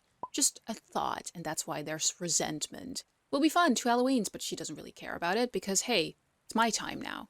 I think that's why I like Los Angeles better. Oh no. Because you get to sit? Oh no. Because I like my friends here better. Axel's hilarious. I think you'd like him, Dad. That's concerning for him. And my family's here. My family's here, but Dad isn't. And isn't Dad family too? That's going to hurt him. That's going to upset him. And that probably means that if he wants to go stay in LA, it will be much harder, even more harder, to let him remain in New York. Besides you. Yeah, because I don't have any other family, only I think you. you'd like him, Dad. And my family's here. Besides you. That's also going to work against him now, even his own history, that he doesn't have like a strong-based family in New York. That's upsetting. Everyone's asleep. Trick or treat. Oh, that's depressing. Oh, that's sad. Why aren't you here more? Oof. Ow. I have to work. We both decided not to be together no matter where we are, but we both want to be with you. You matter. You're not near me if you're in New York, but I go to school here. Just for right now. Like that time we were in Copenhagen for my play. I like my school here, and Mom says we could stay here if we want. Ah, yeah, here we go. What do you mean? Oh, no. Yeah, he still feels all of this is temporary, and Nicole will come back after her pilot, after her series, after her show, but who knows, maybe her show gets really picked up, is super successful, but he doesn't count on it because he kind of feels like it's kind of ridiculous, he made fun of it, but hey, the money could be channeled back into the theater group now, but now he's realizing, oh, this is more serious than I thought, maybe this isn't just so silly, maybe it does get picked up and she has to stay here, he goes to school here, it's not a Copenhagen situation. It's not even temporary for Nicole. She's planning on staying here. And you're ignoring all of that because you're still so focused on we are a New York-based family. You used to be. We're moving past that now. I'm afraid you're going to have to move past that because that old life is over, even if you don't really want to see it. Hello? Are you moving out here? Have your lawyer call Nora. I want to talk about it as us. Who the fuck is us? Oof. We're no longer an us. That's what we always said we'd do. What am I walking into? What are you walking into? Yes, what the fuck is going on? I read your fucking emails, Charlie. I read them all. Oh! What? You fucked Marianne. Oh! Bullshit about working on us. You know what? I've been doing the work alone. How did you read my emails? I hacked into your account, you dumb fuck. I think that's illegal. That's why. Surprise! I have my own opinion. How do you even know how to do something like that? That's not the point. You want, because surprise, you were fucking another lady. Yeah. So the time of working this out properly is over. Because we were gonna do this neatly if you didn't cheat, you scumbag. She's angry. And now, obviously, she's not gonna be nice about it. Like, oh, yeah, we were gonna work this out, you and me. No, how about we actually get our lawyers involved because you were fucking somebody else. I read your emails. So all of that niceness goes out the window. That's why she doesn't want to talk about you and me. That's why she doesn't want to talk about the good times and the things that she loves about him because she's hurt. And she can't deal with that. And that hurt is channeled into anger. But underneath, it's grief, it's pain. But it's angry now because he betrayed her. And she already gave up so much in that marriage she feels for him. And it wasn't even enough. It wasn't even enough and now you're gonna cheat? You asshole. Yeah, I'm gonna get the life I want now. So screw you. I've read your emails. There's no us. There's nothing about us anymore. I think you're conflating two different things. Marion has nothing to do with LA. I am conflating, motherfucker. You watched me conflate. Oh, you watched me conflate. You just stamp your foot. I don't think Frustration. I've ever done that before. What are you so angry about? Fucking ex-husband. I spent all this time feeling guilty, and he's so self-absorbed. It's pointless. You. Oh gosh. Here we go. I want you to finger me. Okay. Just finger me, dude. Just finger me. Okay? Clear. I'm changing my whole fucking life. Yep, she is. Because she suppressed her whole fucking life for a long time. And now it's just bursting out because it can no longer be contained. And sometimes it overcorrects until you kind of find your way back in the middle again. When we break up, we just feel like, oh, I gotta experience so many things. I'm gonna change so many things about us. And eventually, after some time, you kind of find your way truly to yourself. It takes time. Nicole and Charlie's son, Henry, was born here in Los Angeles. And Nicole works in Hollywood. Nicole is Henry's primary custodial parent. He should be making efforts to visit Henry here in California. Nora, you seem to be ignoring the fact that they lived in New York for 10 years. My client worked in New York for several years, but Nicole was born and bred right here in LA. She and Charlie would come here most holidays to spend time with her family, who all live in LA. That after this TV show is completed, the parties will move back to New York, where they currently keep an apartment. They won't. And it's my understanding that Charlie promised Nicole that they would spend more time in Los Angeles during the marriage. Never happened. Nicole ended up staying there much longer than she ever anticipated. In fact, a few years ago, Charlie was offered a residency at the Geffen Playhouse. Oh. That would have taken his work and his family to Los Angeles for a year. He didn't. And he turned it down. Oh. Even though that was Nicole's desire. He wanted to maintain consistency for his family. Was this the same consistency he wanted to maintain when they went to Copenhagen for 6 months so he could direct a play? Yeah, and that's... Ow! Ooh, she got him there. It seems very one-sided. What he wanted in the marriage happened. And it's consistency when it's convenient for him. But that obviously falls through because he didn't want to go to LA, but he was okay with Copenhagen. But what she wanted in the relationship, he kind of wove past it. That's why, again, she doesn't feel seen, ever. Do we want to contemplate lunch? Good idea. I don't know, sorry. Charlie will have She decides for him. the Greek salad, but with lemon and olive oil.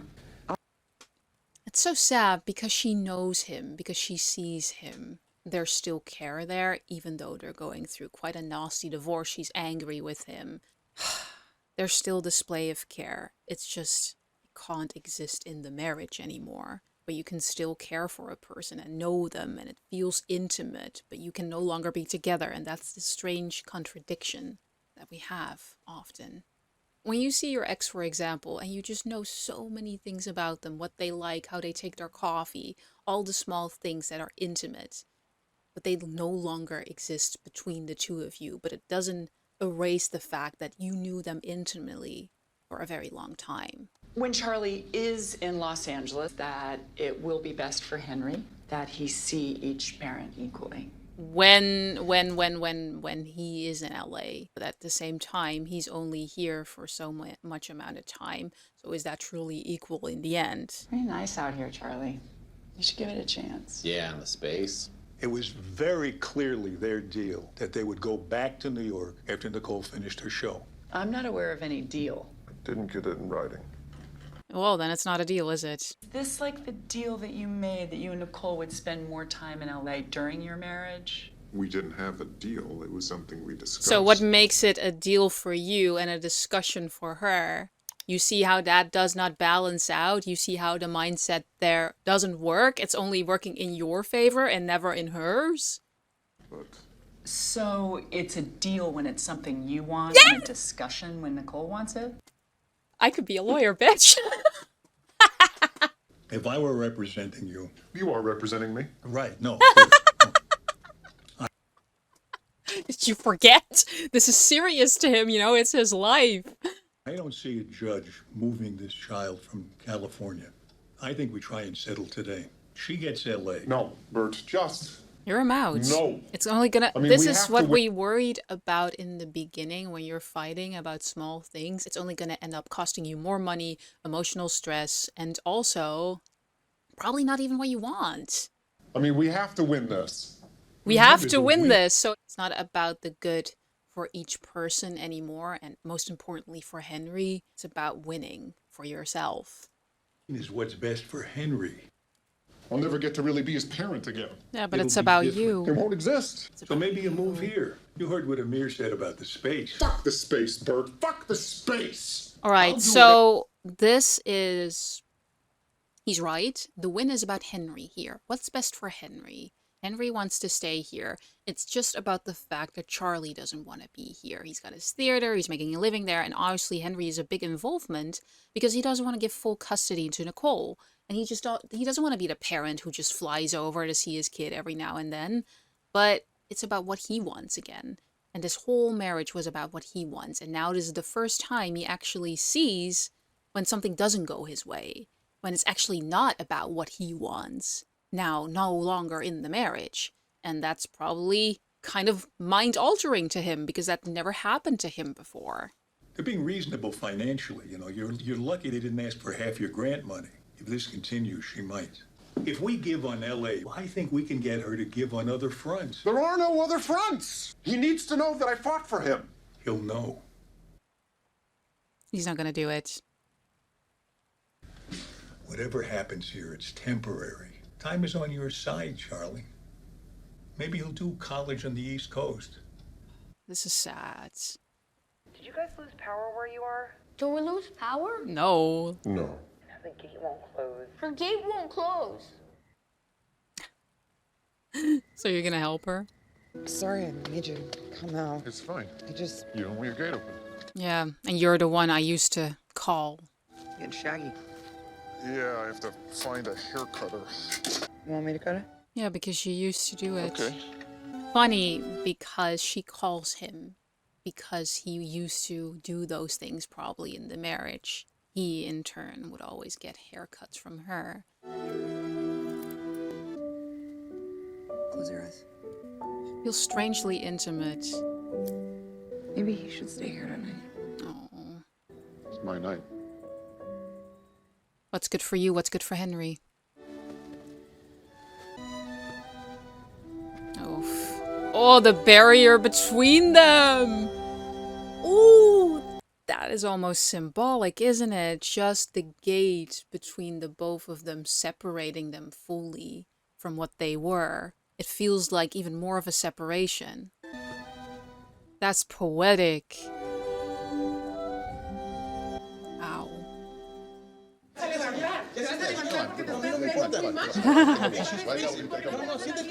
How can we love each other so much and then turn almost to hate?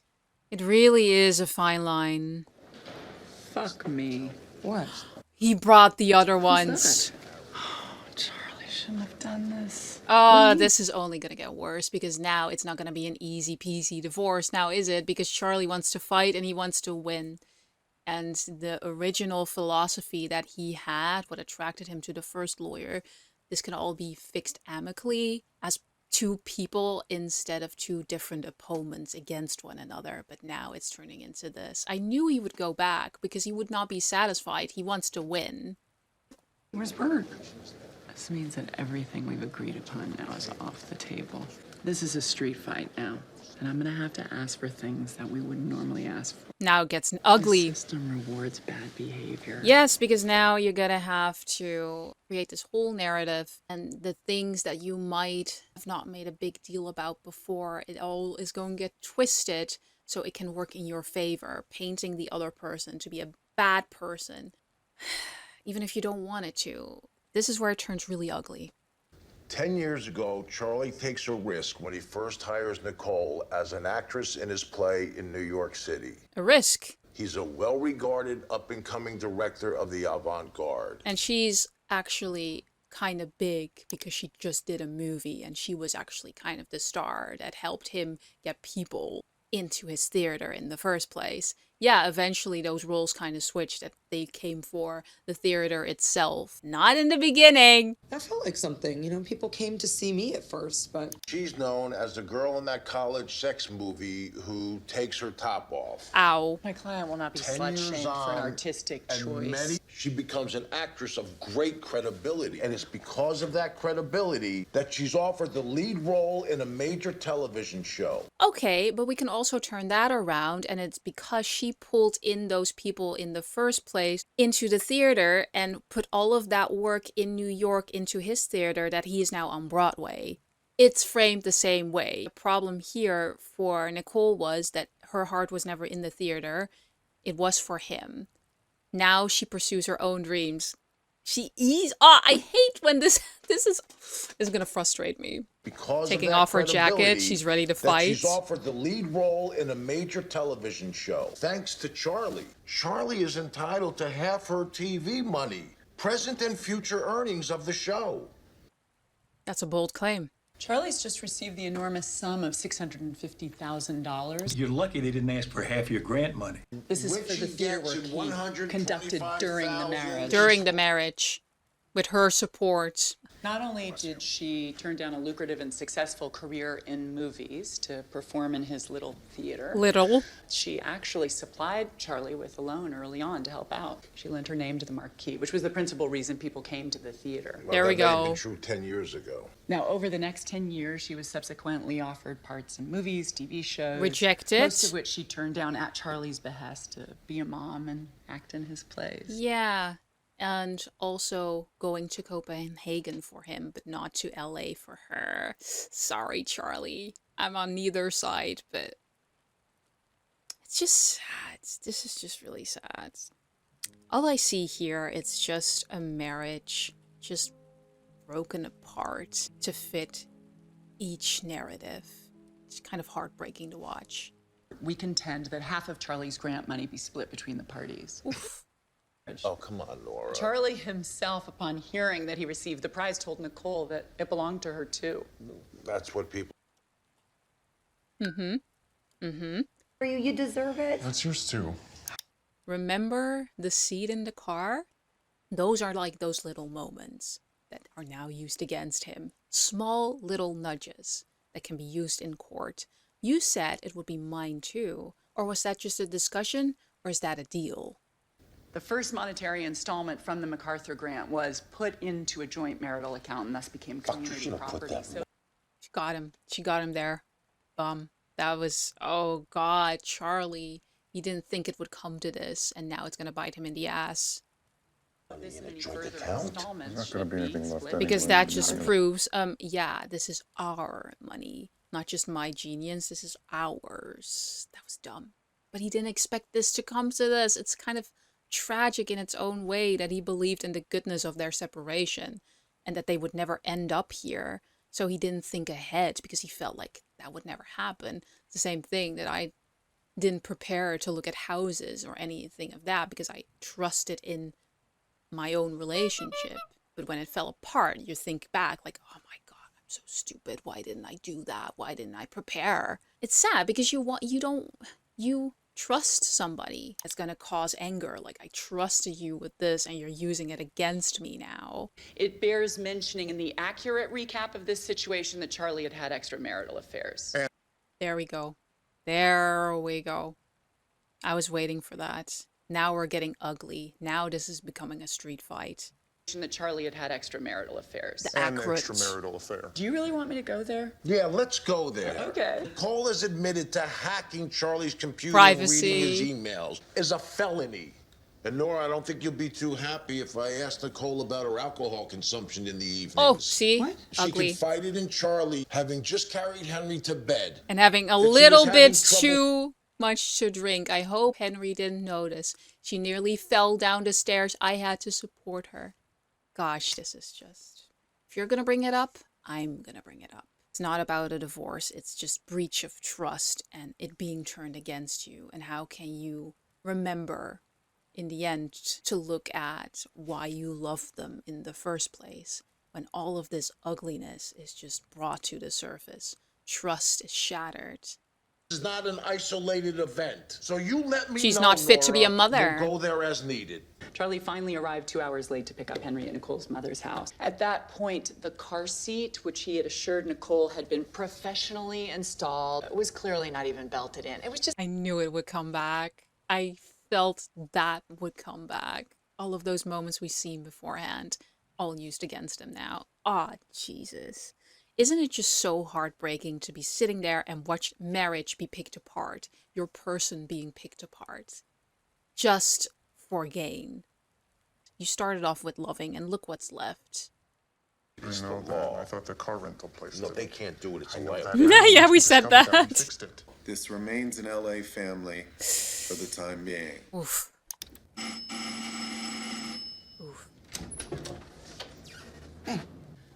Henry's teacher wants to meet with us. You mean his LA teacher? Yeah, his LA teacher, not the New York teacher, the one I'm not happy to be here, that he's actually here in school and that he wants to live here. This is gonna escalate. I'm worried. There's tension underneath. I'm concerned. He's off the charts in math. He quits too easily when things aren't easy for him. You know, he's like us, he's stubborn. He's still a lousy Monopoly player because he tries to save all his money. Oh, connection there because of their son. You made him with your love, and they can bond over that and connect with that. And even with that nasty hearing just now, there's still some room for that fondness together. They have fondness for their child together, and that bonds them also in a way. I feel like maybe things have gone too far. Uh-huh. The evaluator will come into our homes, they're going to interview Henry in addition to us, and then they'll observe us with him, how we are as parents. Sounds awful. I know. I feel like if anybody observed me on any given day as a mom, I'd never get custody. Oof, don't say that. That was a joke. Please don't say that. I feel the same way. Right. Maybe we can figure something out between us. We're back where we You started. remember I said this to you at the beginning. Anyway, shall we try this? Okay. Oh God, this is not gonna work. I don't know how to start. Do you understand why I want to stay in LA? No. Oh no, this is gonna be emotional. They are trying to be logical, but there's a lot of probably repressed emotion involved where they don't see each other, they don't understand each other. Maybe truths come out of the relationship that they have held back for a long time that was softened by love. No, this is gonna get emotional. That's not a useful way for us to start. I don't understand it.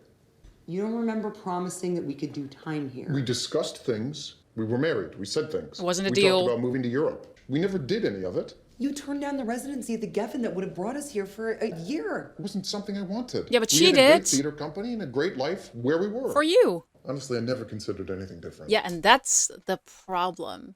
You'd never considered it while she had a desire there. You never even thought to consider it for her case while she considered so many things for you. That's the issue, and that's why she's going to be pissed. That's why she has been pissed. That's why she's getting a divorce, because you never considered it for her case. It was just all for you. Well, that's the problem, isn't it? I mean, I was your wife. You should have considered my happiness too. Come on. You were happy. You've just decided you weren't now. This is not just out of the blue, dude. I already told you he doesn't understand it. For him, she went along with it just fine for so long, and now she suddenly isn't happy. The problem isn't that suddenly she isn't happy. She suppressed all of that in consideration for the marriage, so you and the theater company could grow. But you never did that back for her. There was no space for both of you to grow, to develop, and chase your dreams. There was only space for yours. And whenever she tried to make a point out of it, you neglected it, and you never even thought of doing anything other than that. And that's the problem. That's not how it works. And he's not malicious. He just didn't think of it. And the problem is that he didn't even think of it. And I agreed to put Henry in school here because your show went to Syria. That when you were done shooting, he would come back to New York. Honey, we never said that. That may have been your assumption, but we never expressly said that. We did say it. We said it at the time on the phone. Honey, let me finish. Honey. Sorry, I keep saying that. Honey. I thought that if... Because that's the way they're used to fighting. Gosh, it's so relatable. It's so relatable because when I was fighting with my ex and was just an ex, leave, honey, it's, oh gosh, holding hands and then like, wait, I can't hold your hand. It's just so relatable because you're so used in being together and doing these things together. Even when you're fighting, there's an intimacy to it. And now you're no longer each other's anything, really. Of course, they are parents of Henry, but that's it. You're no longer in a relationship. Henry was happy here, and my show continued that we might do LA for a while. I was not privy to that thought process. The only reason we didn't live here is because you can't imagine desires other than your own. Unless they're forced on you. Okay, you wish you hadn't married me. You wished you had a different life. She but didn't this is what say happened. that. How could you ever say those things about me? How could you have those things said about me, that she's an alcoholic? It's the same thing. So that's you doing the exact same thing. You can't throw that against her because both of you are doing that. About me, too. You should have fired Bert. I needed my own asshole. I pulled the rug out from under me and you're putting me through hell. You put me through hell during our marriage. Oh, is that what that was? Hell? And now you're going to put Henry through this horrible thing so you can yet again get what you want. I mean, it's what I want. But it's what it was. Yeah, it's what you want. It's not what I want, but it's actually what I want. It's about winning for me. What's best for Henry. What Bert said was true. This is about Henry winning. Right now, it's not. It's about these two getting what they want. Fuck off! No, you fuck off. If you listen to your son, then he'd tell you that he'd rather live here. And this is why we get the lawyers. This is why we get the lawyers, because we just get too emotional, because we're too emotionally involved. The thing with the lawyers is they're not emotionally involved. They can say all of these things because they're not in the marriage. There's not pain, there's not hurt, it's not about them. They can look at it from a logistic lens and help the client get what they want without all of that muddy emotion, even if it's like financially draining. This is what lawyers are for, because often, even with our best intentions, we can still pave the way to hell. You're being so much like your father. Oh. Do not compare me to my father. I didn't compare you to him. I said you were acting like him. You're exactly like your mother. I love my mother. She was a wonderful mother. Just repeating what you told me. Secondly, how dare you compare my mother to my mother? Listen, I love my mother, but how dare you compare me to her? That was funny. Yeah, it's getting really personal, and I feel like this is where it all just bursts out of everything. Everything beforehand, they tried to be composed. This is where it all accumulates and where it gets ugly and where love no longer holds them back. This is the painful truth underneath it, but it's the most god-awful version of their truth, designed to hurt the other. You're exactly like your father. You're exactly like your mother. They know where to hit. They know where to hurt because they know each other intimately. And now they're using that to cause hurt. And now the other is also causing hurt back. They stop protecting each other completely and start telling the truth in the most cruelest way possible. How dare you compare my mothering to my mother? You're all the bad things about all of these people. But mostly your mother. You touched You're me. a slob. I made all the beds, clothes all the cabinets, took care of you like an Makes me want to infant. peel my skin off. Oh, you're a slob. I love that about her, that she has all of these little mugs of tea that she never drinks and that she never closes the cabinets, but she tries for me. You're a slob. I knew it would come back. The things you find endearing are the things that you actually felt annoyed by, but it was softened by love. And here it all comes to a surface because the truth of it, you found it to be annoying. You found it frustrating. You're a slob. I think about being married to you and that woman is a stranger to me. Oh, I feel that. Oh, I feel that. That woman is a stranger to me. I completely lost my way because I wanted to connect with you, feel alive with you, make our marriage work, but therefore completely losing myself. And now when I think about that woman being married to you, I don't feel like her at all. God, I feel that. That's really relatable. Child's You've marriage. regressed. You've gone back to your life before you met me. It's pathetic. Ooh, because I made you better.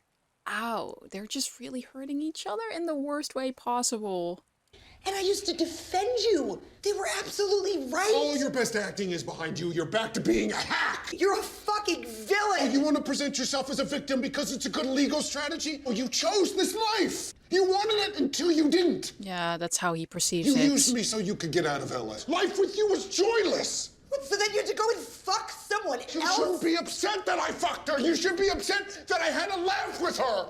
Wow, because talking was the intimacy like sex was, right? Jesus Christ. These lines hit so hard because they're not random insults. So targeted. God, you're a hack. You regressed. I made you better. This is just grief for the marriage, resentment for everything that happened in the marriage, but also love still. Just speaking all at the same time, but without any filter. You stopped having sex with me in the last year. I never cheated on you. That You was did. cheating on me. But there's so much I could have done. But you I didn't. was a director in my 20s, suddenly on the cover of fucking Time Out New York. So I could have cheated on you, but I didn't at the time. So that gives me a golden star because I had all this opportunity to cheat, but I didn't. Wow. Guess we gotta be grateful for that, huh? I'm not on anybody's side, by the way. And this is just like this reasoning that he has, that he felt like, well, I was so loyal to you, actually. Well, I really just had all of the opportunity not to be. So don't I get a star for that? Don't I get good points? Am I really that awful? Did I make marriage that bad? And you didn't even sleep with me in the last year. Is it any weird? Is it any odd that I cheated on you once? Because I was unsatisfied in the marriage too. I was hot shit and I wanted to fuck everybody and I didn't. And I loved you and I didn't want to lose you. But I'm in my 20s and I didn't want to lose that too and I kind of did. Yeah. And you... Because you were married and you feel like you missed out on a lot of things. The same way she felt like she lost out on a lot of things career-wise. For him, it was in the marriage. I didn't even want to get married. Oh. There's so much I didn't do. Oh, and for her, that's hypocritical because she feels like I sacrificed so much and there's so much I didn't do for me because I was following you around. I can't believe I've known you forever! Oh, you're fucking insane. And you're fucking winning! Are you kidding me? You're winning. I'd already lost. You didn't love me as much as I loved you. What does that have to do with L.A.? So he admits it. He admits he didn't love her as much as she loved him. Dude. Oh, dude. Oh, dude. Oh, dude. Oh, I'm gonna cry for her. And he doesn't even realize what he said. He doesn't even realize how much that hurts. You're such a dick! Every day I wake up and I hope you're dead. Dead like if I could guarantee Henry would be okay, I'd hope you if they get hit by a car and die.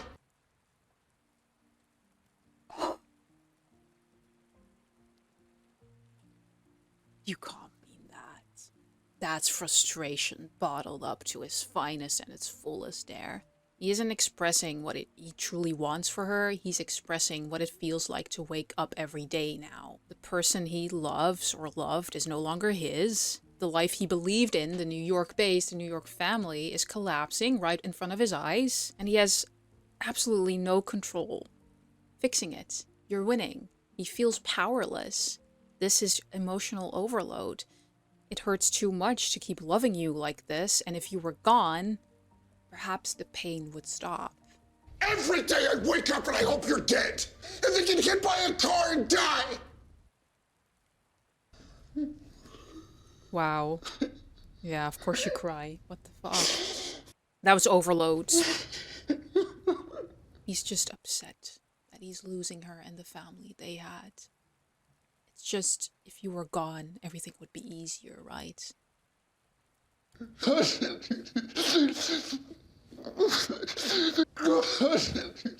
So much grief. That's kind. Because that's gotta hurt her. She's kind here.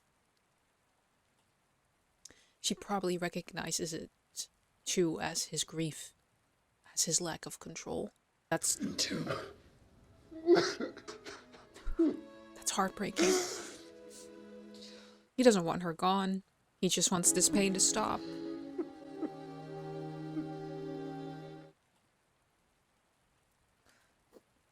That was ugly. Tomorrow this woman is going to come and visit us, be with us while we dinner. Is it your girlfriend? No. Is it mommy's boyfriend? No. Why, does mommy have a boyfriend? I don't know. Do you use drugs or alcohol? I drink alcohol. How much alcohol do you drink? Oof. This was a point in the hearing. Dinner, sometimes more. How much more? Split a bottle of wine with someone. Do you want to go buy the glass or do we get a bottle? Okay, this is sensitive for her because this was used against her in court. Of course, she's going to feel sensitive about it and try to really explain, like, this is normal, this is not excessive. But by sometimes explaining so much, it kind of makes you look like, oh, you're really serious about this. Maybe there's more behind it. Did you mean drugs ever? I have done drugs. Oh, stop talking. Stop talking. In college. Stop talking. Oh, here we go. I think I rang the wrong bell. Nancy Katz? Hi, I'm Charlie Barber. I'm just worried she's gonna see the on the wall. Sweetheart, Army men. want to help me set the table? Do I have to? Just come in here and grab a plate. I'm playing. Henry? Work with me, Henry. Why are you being like this? What? If I ask you to help out, help out. Yeah, he's under some pressure. So he's like, work along, kid. I'm doing this for you. Special meal. This is so awkward. Like, at least give her a plate. I know that's not the way it works, but this is just not natural, man. Sure I can't get you anything? No, I'm fine, thank you. Do the thing with the knife. No. What thing with the knife? You said I could get a knife. Oh my god, don't say that. Don't say that, kid. A jackknife, yeah, when you're older. Like 10. 20. Yeah. Same thing. Please like me. Oh no! I knew it. Why didn't you cover that up, dude? Shit, that's the one thing you had to prepare for. Oh my god. I knew she was gonna see it. This is so awkward. The knife thing is, I carry this knife on my keychain, which his mother got me actually. And I do this thing for his mom where I pretend to cut myself, but I retract the blade. But I don't do it with it. You just cut yourself. You just cut yourself. You just cut yourself. Oh my god, you just cut yourself. Oh no, this is... Oh, this is... Why would you do that? You just cut yourself. You stupid. Oh, this is gonna... Oh no. Oh no. Oh no. Oh no. That's fine. Are you okay? Yeah, That's I must not not fine. have retracted the blade all the way. Oh my god. Yeah. Oh my god. Yeah. Why no, does this happen it's now? Fine. What else can I tell you? Go fix your wound. Don't make it casual. That's only gonna make it worse. What if you faint? Just fix your wound, please. Jesus. I think I have enough. You have enough? Are you sure you're okay? Totally. Yeah, I'm just fine. leave. Just leave. Well, I'll leave you guys for tonight. I'll be in touch if I have further questions. Oh my god, look at him. Look at him. Oh, thanks. Oh god, and it's gonna be bloody. Oh jeez, this is bad. Why would you show it started it was fine. It was fine. Maybe not perfect. It was fine, but this is just this is so concerning now in the end. Oh, thanks. Yeah, you're bloody. Thank you. Thanks. Hurry this Bye-bye. along. You're Bye. dripping. You're dripping. You're dripping. I'm gonna get sick. Jesus Christ. Oh yeah, with the bloody hand. She's like, oh no, and there's blood on the wall. Stop. Stop. This is so... Oh no. Bro, just get her out. Sorry. Yeah, okay. Bro, fix your fucking thing. Jesus Christ. Oh, I can't even watch this. I don't want to watch this. Jesus. Oh. Ah. Oh shit, he faints. Shit. Dad, are you okay? Yeah, I'm just tired. Yeah, just hide away the... Okay, well, at least he hides away the bloody arm, right? Let's not talk about the bloody sink, but that's a good dad action. We can give him that. Henry does not give a flying Dad, fuck. did she like us? Yeah. She thought we were great. I'm sure. So, because Charlie dropped his claim to New York, we're mostly done. Jay's lost interest. And we're not taking any money, right? Ted lost interest for mostly done. He gave up his claim in New York, so that means they're gonna be LA-based. He's accepted that. We withdrew our claim for the MacArthur, which I think we could have gotten, by the way. They're not asking for any of the show. Fair. Thank you for everything, Nora. Fair. You're welcome, doll. Seeing you home in LA. In the end, I believe Brett was right. If we give her LA, she might be a lot easier on the other stuff. If we give on LA, I think we can get her to give on other fronts. There are no other fronts. He was right. Whenever Charlie is in LA, I got the custody breakdown to be 55-45. So you'll have Henry an extra day every 2 weeks. I just didn't want him to be able to say he got 50-50, bragging to his friends. But I don't want to do that. Yeah. Take it. Why would you do that? You won. Yeah, but it wasn't about winning, really, in the end. Everything made it seem like it was about winning, but she didn't want that. She wanted to be in LA. That was all she wanted, so she could have a part of her, a life for her. That is mine. She has that now. She doesn't need his money. Why would you do that, Nora? Why would you change it last minute? You didn't discuss that with her. That's against your client's wishes. It's not about winning. Uh-huh.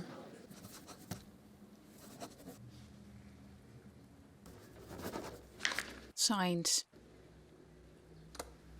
Oh, official now. Marriage story over. Hello?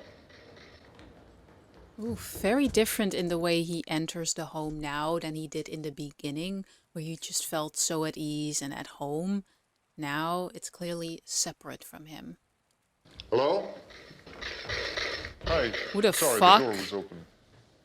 That the boyfriend? Okay. Charlie. Oh, is that the new boyfriend that she's now close with instead of only Charlie? Oh, she takes those men, dude. Hi. Hi. Can I get a hug? Yeah, that would be nice. Hey, how'd it go? Good. Yeah. Oh, yeah, Donna's yeah, dead now. She got an Emmy nomination. She's doing well. No, for directing. Something that you never even given her a chance to do, even though it would be the next one and the next one. You're a great actress, and in his theater group, that's all she would ever be. Now she's directing. I'm proud of her. She got an Emmy nomination. She's a great actress. No, for directing. Congratulations. Level as Now I know him. what you were so obsessed with all the time. Wow. We should get ready. Yeah. You regressed. You're George, Nicole's Oh, John. he feels out of place. Oh, he's so out of place. I feel bad. I wanted to tell you I took a residency at UCLA. Oh, I'm going to direct 2 plays in rep at Red Cat. that's here. Oh. So I'm going to be here for a while. God, and he can do it now, but he couldn't do it for her while they were in the marriage. How painful must that kind of feel for her? Perhaps she's over it. Perhaps she made peace with it because now she has another boyfriend, but he couldn't do it for her. Be a better husband in divorce. Huh? Simply too late. That's great. You okay? Yeah. It's only good. Charlie is in something. It's the letter. Dear. What she couldn't say. He is energy con. You're getting so good at reading. What is that? 10. He cries easily and After all the ugliness, I think it's beautiful that now in the end, he finds the letter because that first counselor mentioned, after all this ugliness, how I like to remember why we loved this person in the first place. Kind of tore each other apart through our lawyers. The things we said to one another. Every day I wake up and I hope you're dead. All of that. And then to remember in the end why you love them. And why that marriage might have not been a failure, even if it ended. he rarely gets defeated like I always do. I would start crying, man. Charlie takes all of my moods steadily. He loves being a dad. He disappears into his own world. He and Henry are alike that way. He's brilliant at creating family out of whoever is around. He casts a spell. He's very clear about what he wants, unlike me, who can't always tell. She does know I fell now. in love with him 2 seconds after I saw him.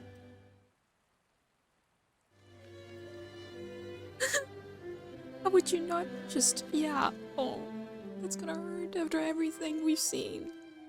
After all that ugliness and all the pain and grief.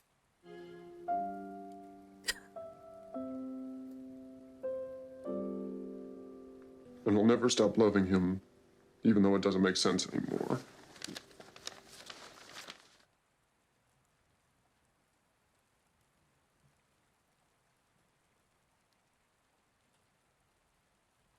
Oh, loving him doesn't make sense anymore.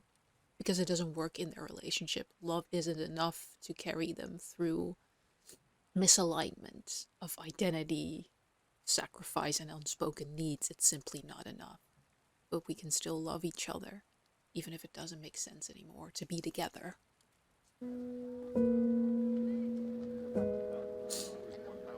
He's just a fucking ghost. We were gonna bring him to dinner, but he's so wiped out. I'm gonna take him. Ah, that's kind. It's Your your night. Yeah, I'll drop back in the morning. Yeah, text me when you're up. Figure something out. This is what happens when you don't put "I'm winning" in front of everybody and look to what's best for Henry and also kindness towards each other. You want to have him for the night? You're gonna go with your dad, okay? Okay. Yeah.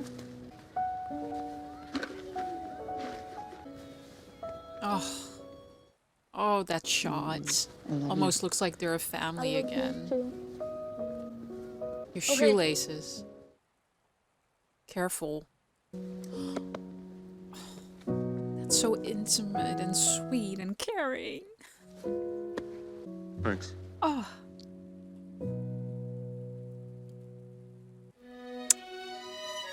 Lovely. That's lovely for their future. Just that tiny moment with the shoelaces says everything that the big fight couldn't.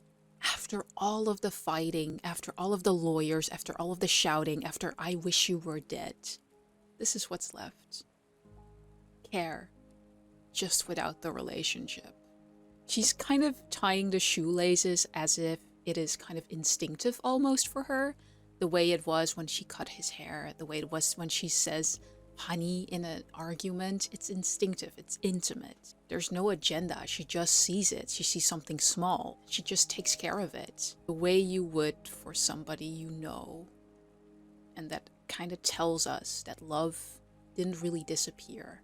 It just changed its shape and form. So they couldn't make life work together, not without hurting the other person, not without somebody having to sacrifice something. But the part of them that still recognizes and cares for the other person, that's still there. What I love about Charlie and what I love about Nicole.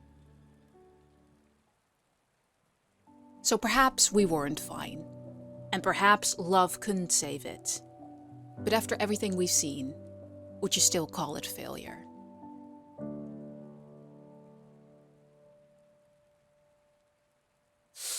And that's it, folks. Beautiful. That's all I can say about it. I think I talked a lot about it. There's so much I recognized in my own personal lived experience with my relationships and how we just have all of these expectations that when it ends, it's gonna be amicably, and then so much hurt happens and so much frustration that comes bottling up. And the fact that you want to win, you feel like you have to win. It's all so relatable. The fact that she felt she lost herself in that marriage, felt so connected with both of them, and how everything just seems to fall apart and you say things just to hurt the person that you loved so deeply because you know how to hurt them.